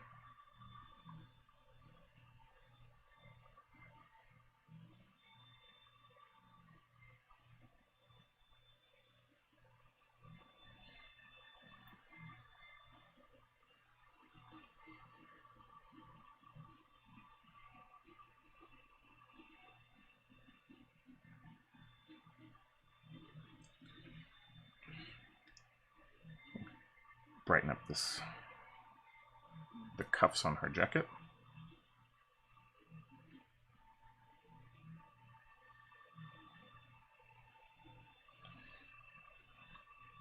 But if you get some different tones of color within your browns, it's not bad. It'll look like unwashed.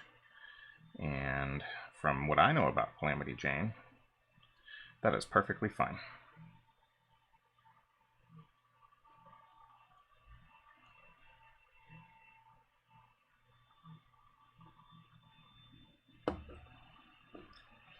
Alright, we're going to brighten up this hat a little bit.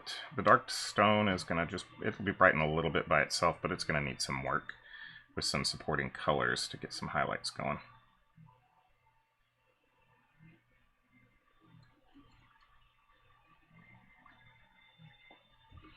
We'll get my reds real quick.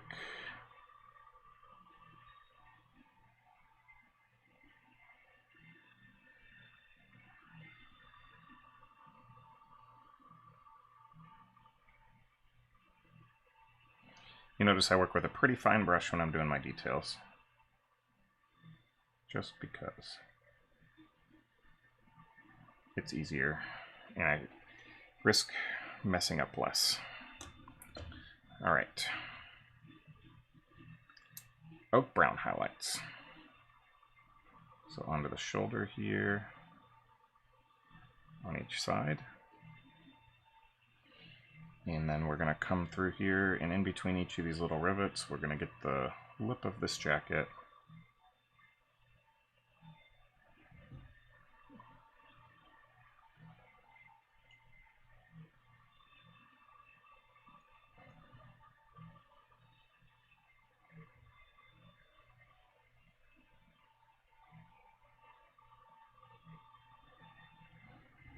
And then come down here.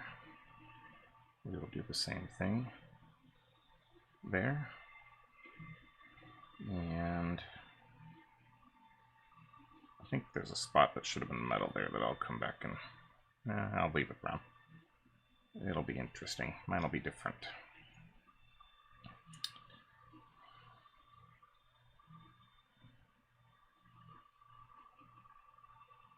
So I'm just painting this highlight lines in between all these rivets or whatever they are.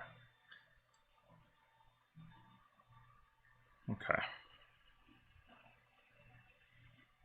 And then the boots. Toe my boots real quick. And down the back of the heel.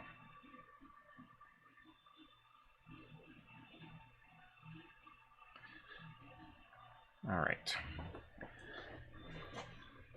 So you'll notice I highlight everything and then I'll come back and do the flesh tone at the end as the last thing, because where my highlights end up on my miniature is how I'm going to end up doing the flesh tone. So that's why I do that way. So if I end up with more muted colors, I can go with a darker flesh tone highlights, because it allows for me to make it look brighter without having to go as far with my colors. I hope I made sense there. Alright, so my dark stone, like I said, that one's going to need a little bit of work to brighten up, so we're going to take some of this oak brown, probably a 50-50 mix roughly, and we're just going to mix it right here on the palette. And then we'll pull out some highlights.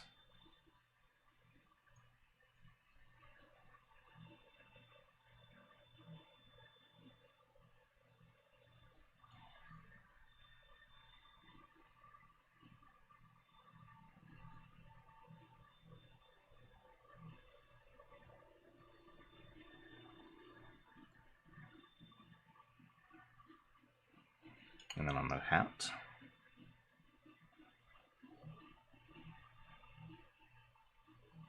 I'm going to again use the edge of my brush just to get the rim of the hat.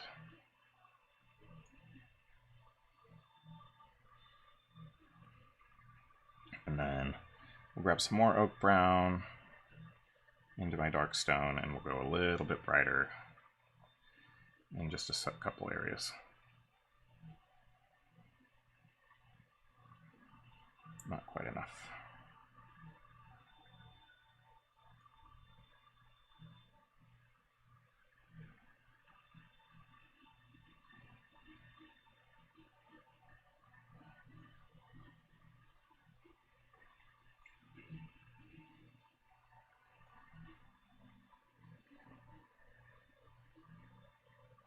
Really focus on making your highlights near where you want the visual point of interest to be brighter.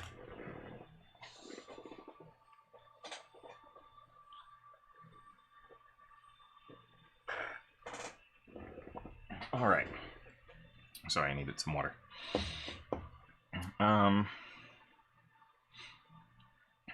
Let's go with, we'll take some of my oak brown here.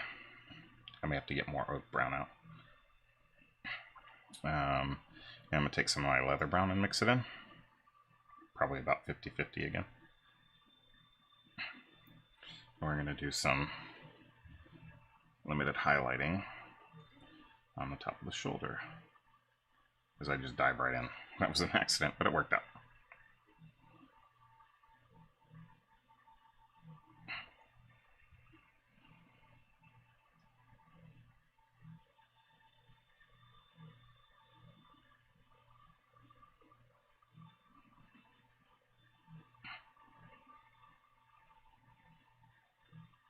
On the boots.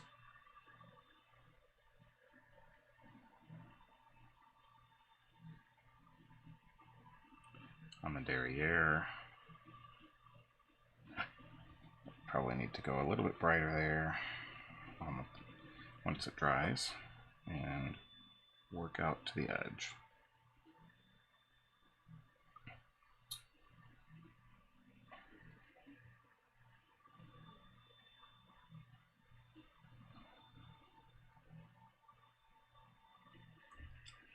All right, so that's taken care of for the most part. I'm actually going to come in with just some pure leather brown. Really just get the tip, the edge of a couple things.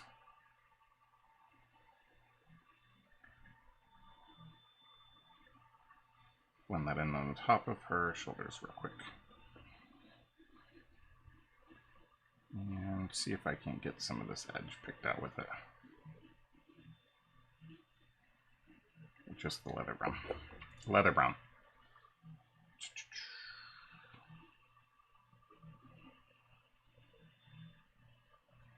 Just to break up the colors some. Kind of an edge highlight.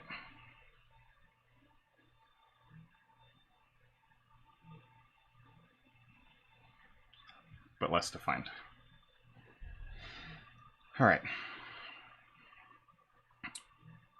Do the same thing on the boots down here at the top.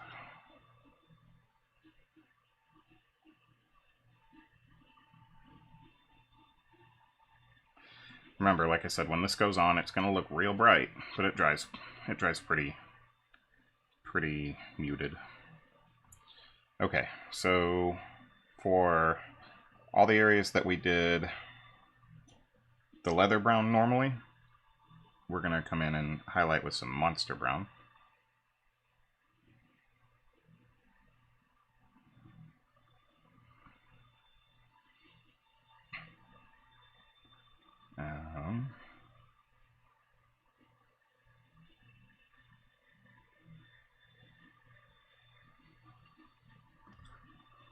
I've not forgotten that I need to wash that medallion, so I'm just going to make a paint wash right here on my thing, and the medallion on the chest, and put it in there.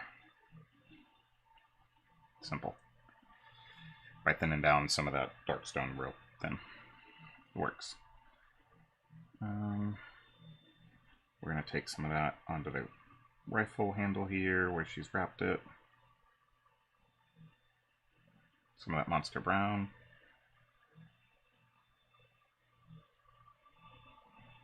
Onto the boot.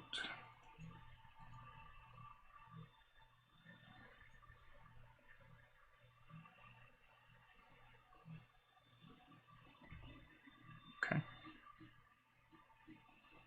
And then we're going to take some of this Banshee brown, mix it 50-50 with the monster brown.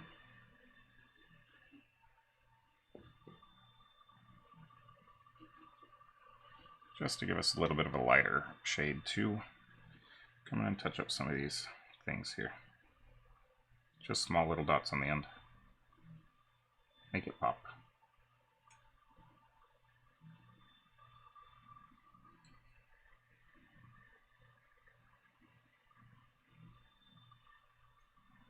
What are the bumps on the edge of the bottle box?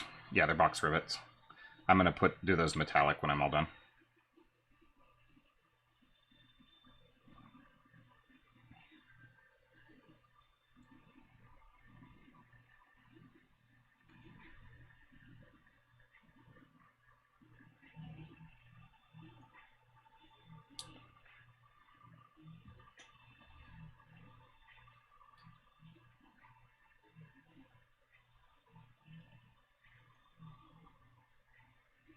I forgot you're like watching me in an IMAX theater and you can probably see like the wrinkles in my finger.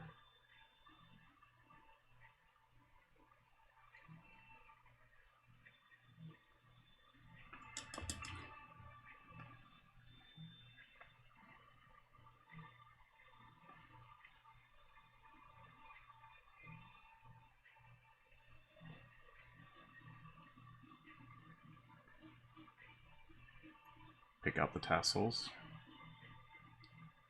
Almost done. Like I said, it goes faster than you think it does. And then we'll do some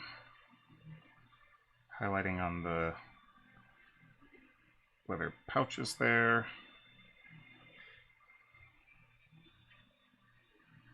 I really want to make this leather holster look worn. So just some odd scratches on there.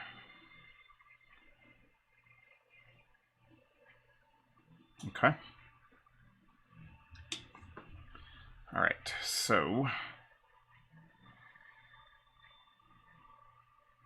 pick out this corner.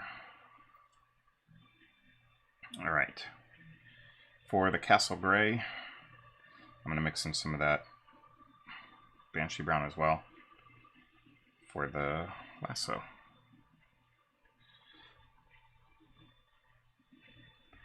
Just do a real fine line highlight around the outer edge of the lasso rope.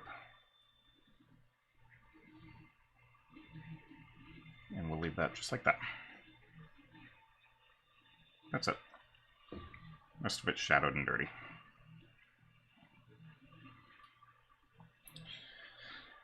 Alright, so for the fur brown,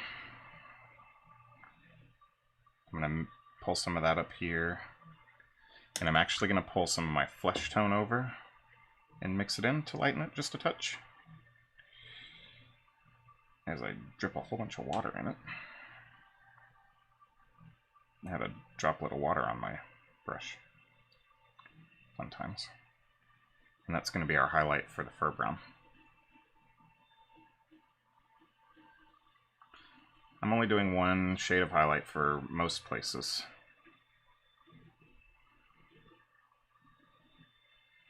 Except if it's a focal point, then I'm doing more.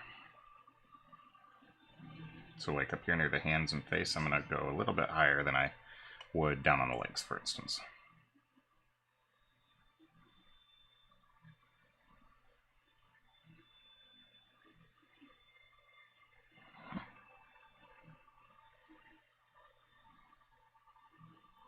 We are 2 hours in and we're making a good clip. And highlight her vest in here a little bit. That works. Highlight this right here.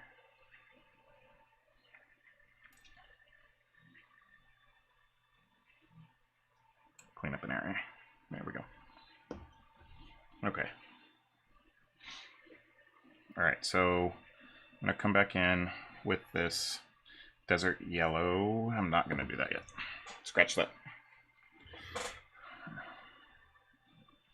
I am making sure that I'm nearly done with everything else. So I want to go back and do all of those metallic rivets like I said. So gunmetal. I love my wet palette, yeah. It keeps my paints wet, obviously. It's a necessity for paint mixing because I can come back to a mix later.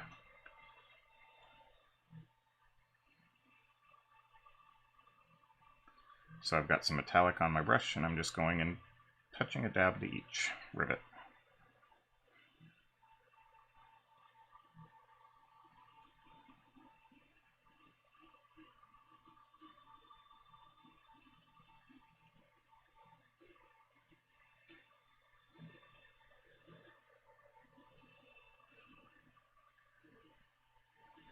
Really give it that steampunk vibe with all of these metallic rivets.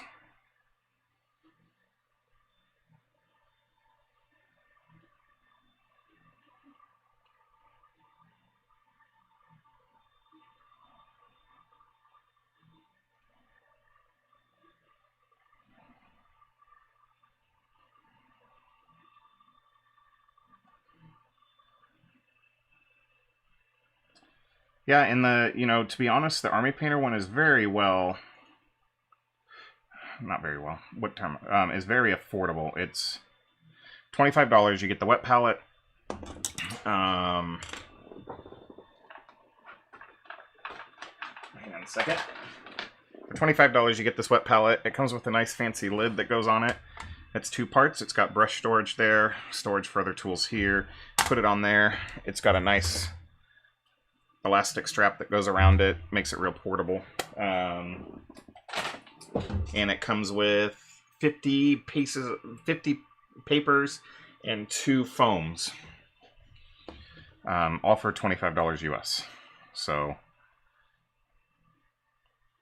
I initially thought they were some fancy gadget as well until the first time I tried one and I was hooked. And now I can't paint without it.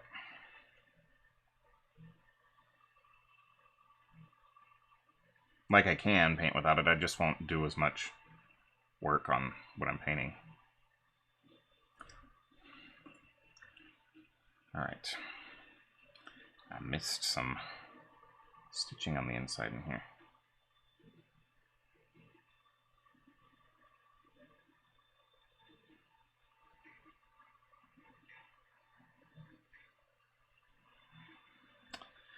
If they carry it, they're absolutely.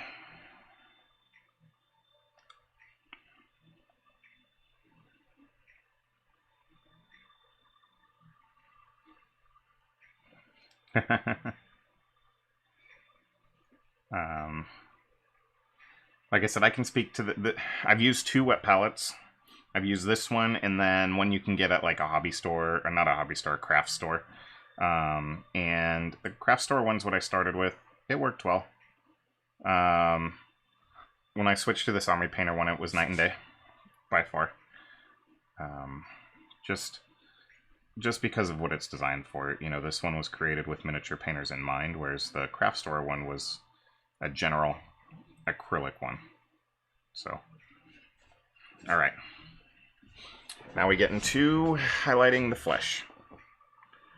I'm going to do the flesh and then I'll do the hair last. So she's got this finger she's holding up saying, "One moment, please," before she's ready to get in a gunfight with you.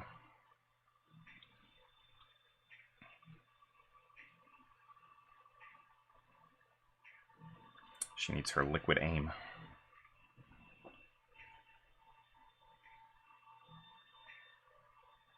So I'm just going back with my tan flesh right here and picking out some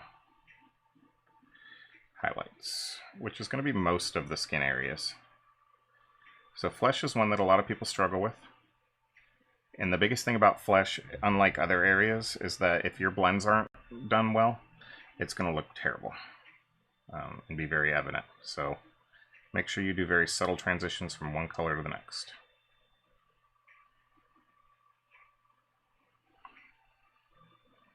That means a lot of thin layers. So whereas, you know, I may spend 20 minutes just doing a face, whereas I can highlight the rest of the miniature in 20 minutes roughly.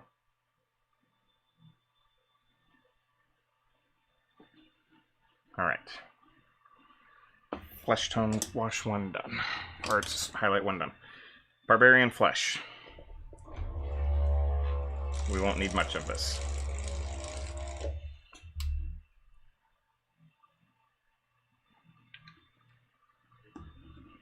We're gonna go grab about that much of the tan flesh and put in an equal amount of the barbarian flesh and mix this a slight mix. My water rolled down my brush again. I'm not doing a good job of making sure I don't have water droplets on my brush, so oh well. Okay. Yeah, dirty's not bad. I just don't want, there's a difference between intentional splotchy and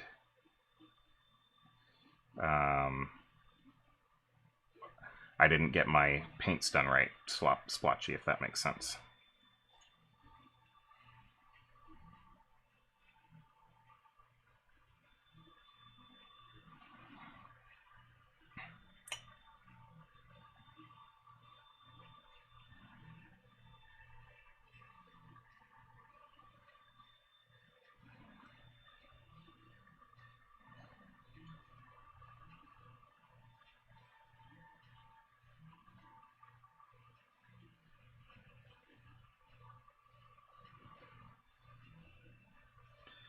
So I just realized I didn't do her eye, which is something I usually do before I base tone.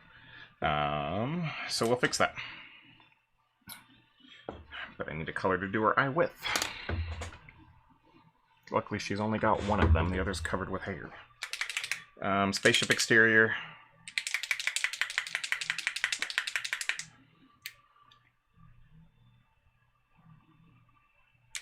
Come out.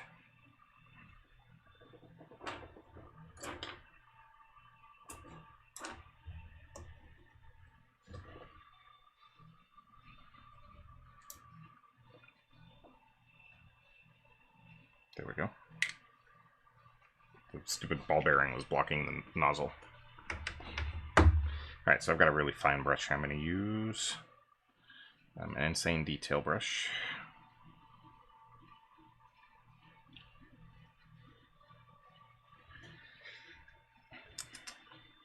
I still give me fits, and I get worried about them every time.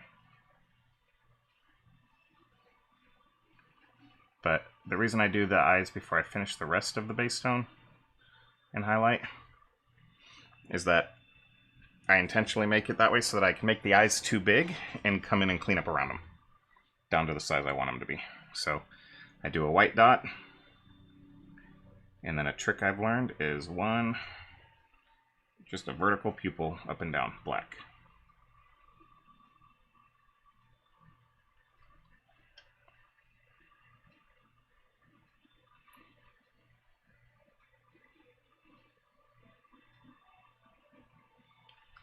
Man, I just messed it up. That's okay. We'll come back and touch up the corner of it.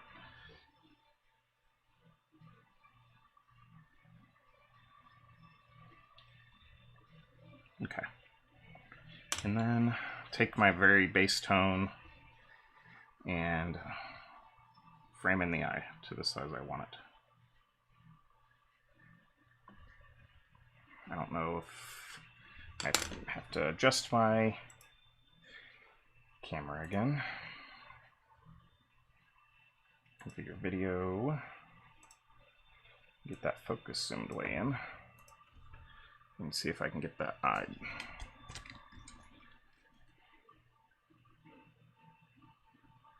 It's there. It'll show up in a picture. I don't know how good it looks that close up, but okay.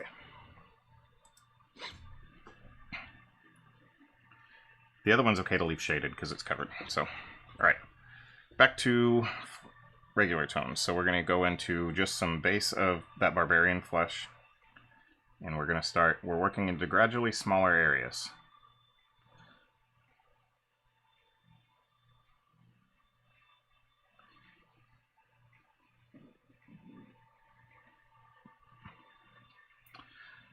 So I have done that on display miniatures. I do not on my gaming miniatures. They're not worth the effort to do that. I have my Kingdom Death Monster, which is a board game that I play, that I enjoy. It's a very expensive board game. The miniatures are very expensive, and so I take the time to do all that. For these are intended to be handled.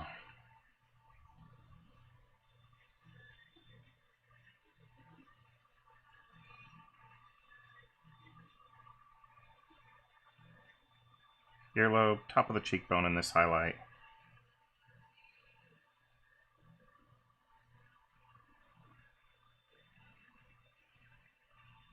Alright, and then I'm going to take just a little bit of this Banshee Brown, and we're going to come over here, and we're going to do our final highlight, and mix some of the Banshee Brown into that Barbarian Flesh, just to desaturate a little bit, and we'll do our very highest one.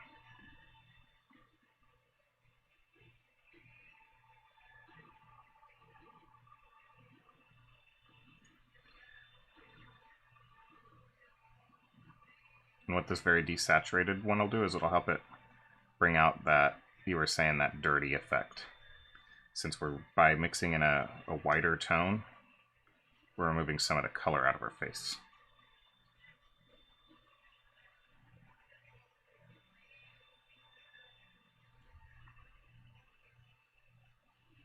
And we're done there.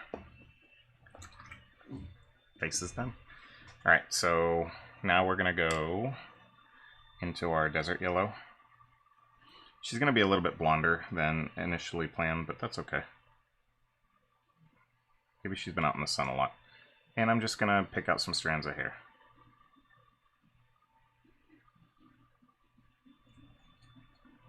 Since I didn't do the strong tone on her hair, it's not going to be as dark as I initially said it was. Since I just stuck with soft tone. Maybe she just showered this time.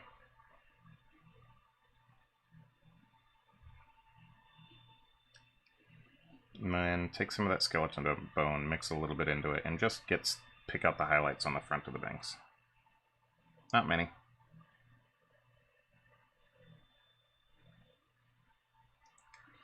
And we can give her an eyebrow, since she's got one, by mixing in just a little bit of the dark stone into the mix and getting the eyebrow above this eye.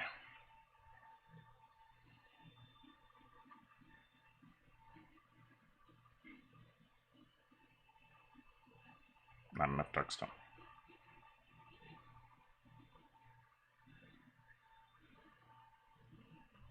Good enough. I'm happy with that. Okay.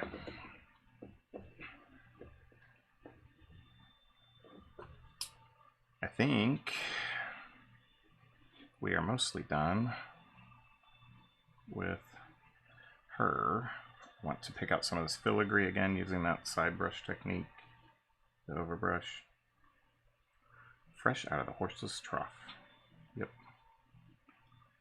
And get some of this weapon bronze and pick out these badges things, the symbols.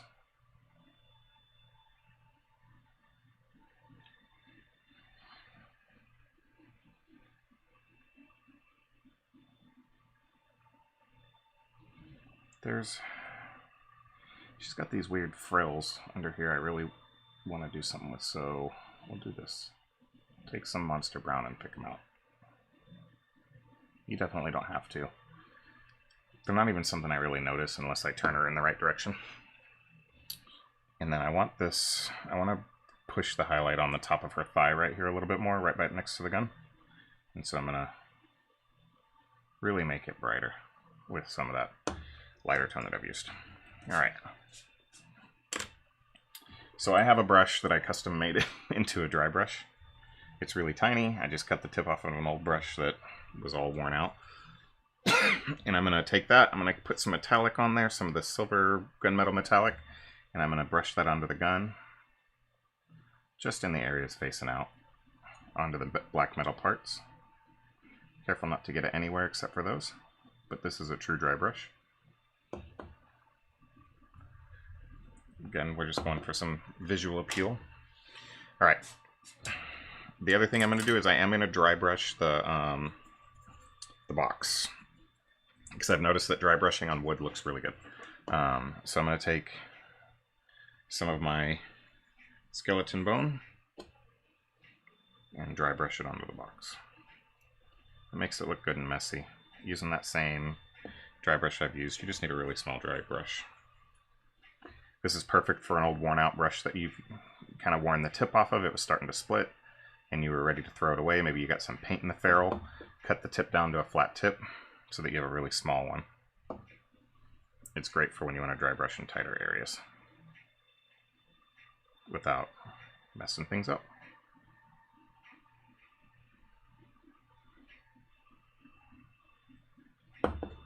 Repurpose your old brushes.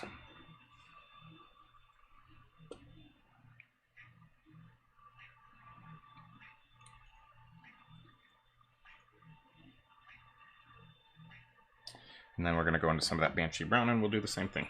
Just a different tonal variation of brown with the Banshee brown.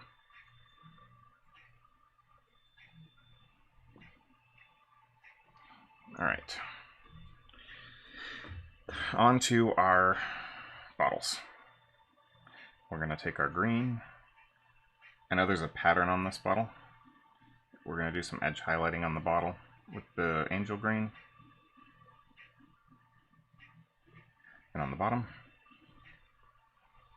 I'm going to try to pick out the pattern on the bottle with the metallic once that dries. We'll get the neck of these bottles down here for most of them. Some of them won't. Are a little tight into the box, but we can get them. Yeah. And then I'm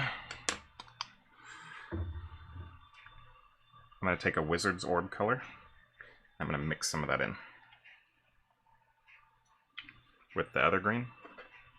It's a kind of a pastel green to mix with the angel green and lighten up an edge highlight color to make it look like it's reflecting.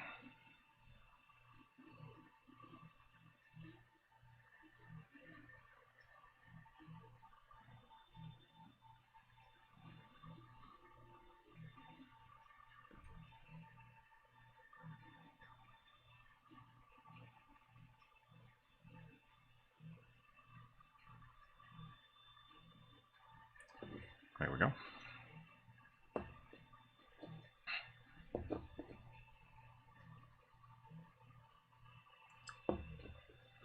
And then I'm going to take some of this bronze and I'm going to touch the caps back up again just to make them bright. While our bottle's drying, we'll grab some of our metallic and we'll pick out our rivets on the box.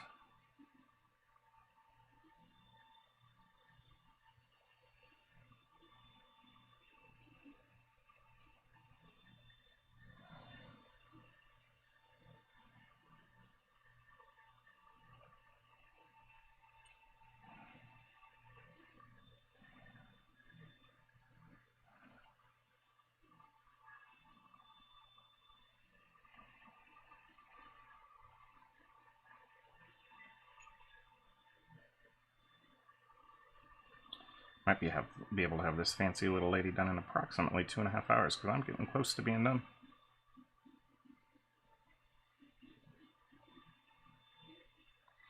So I'm going to use my little side brush, overbrush technique. She's got some filigree on her boots to pick that out and make it look good.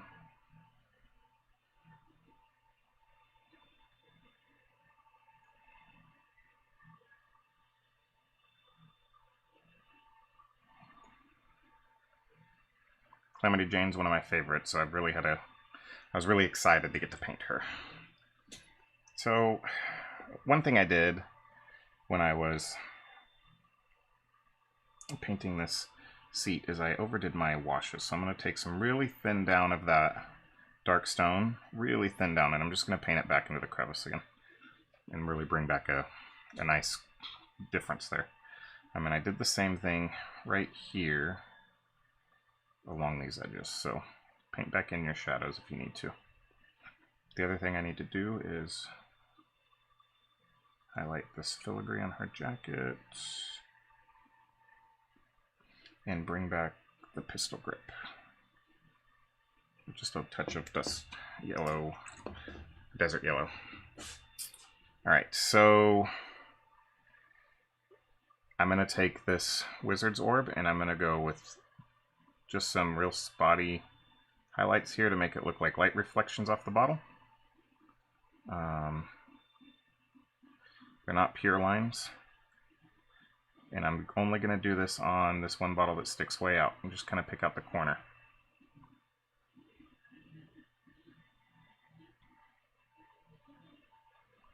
And then I'm going to go into the spaceship exterior, make a really bright one, and just go right on the tip of this corner here with it. And right here on the lip of the bottle. So get the 4 corners with it.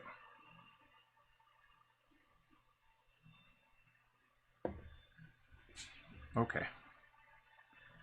Into our weapon bronze. And paint a logo onto the side of this bottle here. I think it's supposed to be something. I'm just going to go with a simple circular effect there.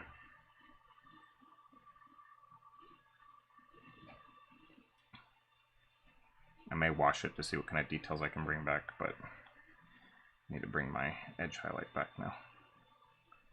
Kind of got a little overzealous. I think there's one on each side.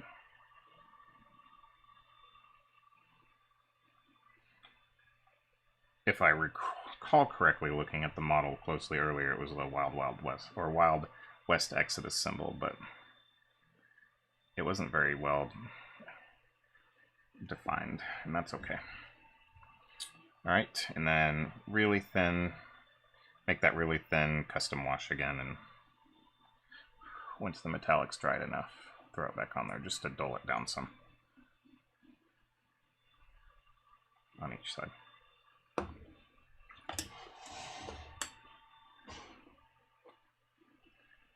And this tip of her finger needs some more definition. I forgot to highlight the inside of her finger here, the underside.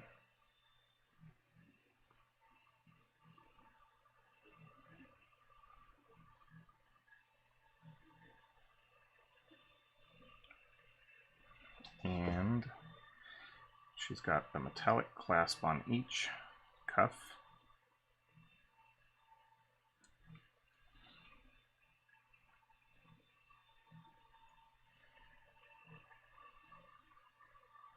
Go right there. And then I'm going to take some of this Monster Brown, and the last thing I'm going to do is pull out a couple of highlights on her jacket overall.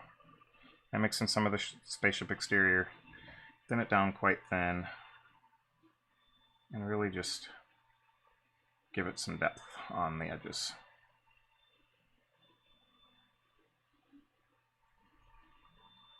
And across the arm. Really an unnecessary step if you don't want to, but I'm noticing that I really need to push some of my highlights there, so I'm pushing a couple of the highlights up closer to the face a little bit further.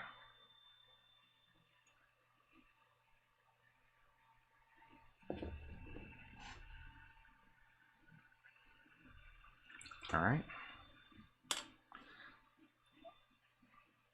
I think I'm ready to call her done. I think. Maybe. I'm just being picky now. You did. You missed me doing the box rivets. I'd have to zoom in a little bit more, but they're done. Here, I'll do the back. I missed the back ones. Boom. Boom. Just use the side of my brush.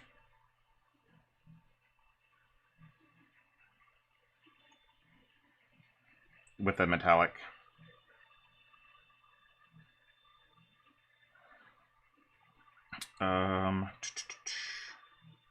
There's something else. Oh yeah. So on her derriere, there's a couple of rivets I missed. That's why I do multiple like turns of the model before I'm done.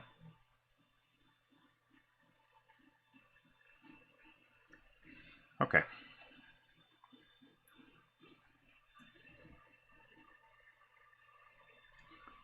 Again, at this point, I'm just kind of fussing. Oh, I need to highlight the red. Haha, almost forgot.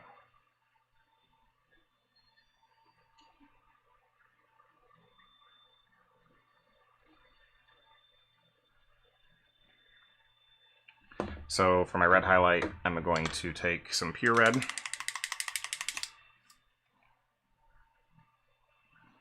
Doesn't need much at all.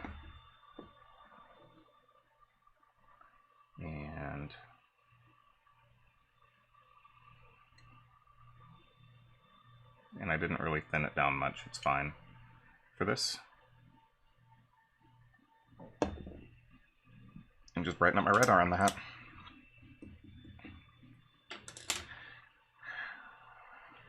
What did I do? I see something that somehow got a little bit messed up. That's okay. Right there, we fixed it. Alright.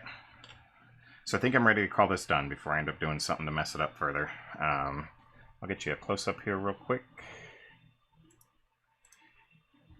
And then, as always, I'm gonna matte varnish her off camera, and I will get photos up of her on the base and everything, because I want to matte varnish her before I put her on the base. So.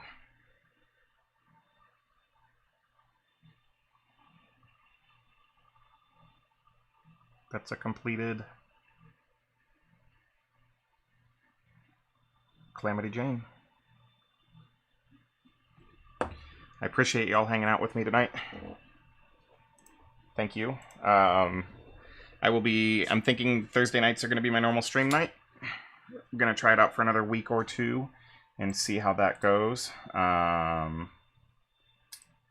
I'm thinking Thursday nights are going to be my normal stream night. And I only have a couple nights to pick from that the channel's open. So thanks for hanging out. I know you have a lot of things you could be doing on your Thursday night. I've enjoyed hanging out with you. This is Dustin from Jagged Brush Studios. If you want to see the finished model, head on over to my Facebook and I'll have photos posted. I don't know if it'll be the Wild West Exodus next. It might be something else. I have some other projects that I need to work on. So I did a Wild West Exodus this week because it was our Wild West Exodus week, but I might do something different. I'm not sure. Can I play it by ear? I might paint Morgan between now and then, so I don't know. Anyways, it's getting late here, so I'm going to get this done so I can get to bed. Have a good night, everyone.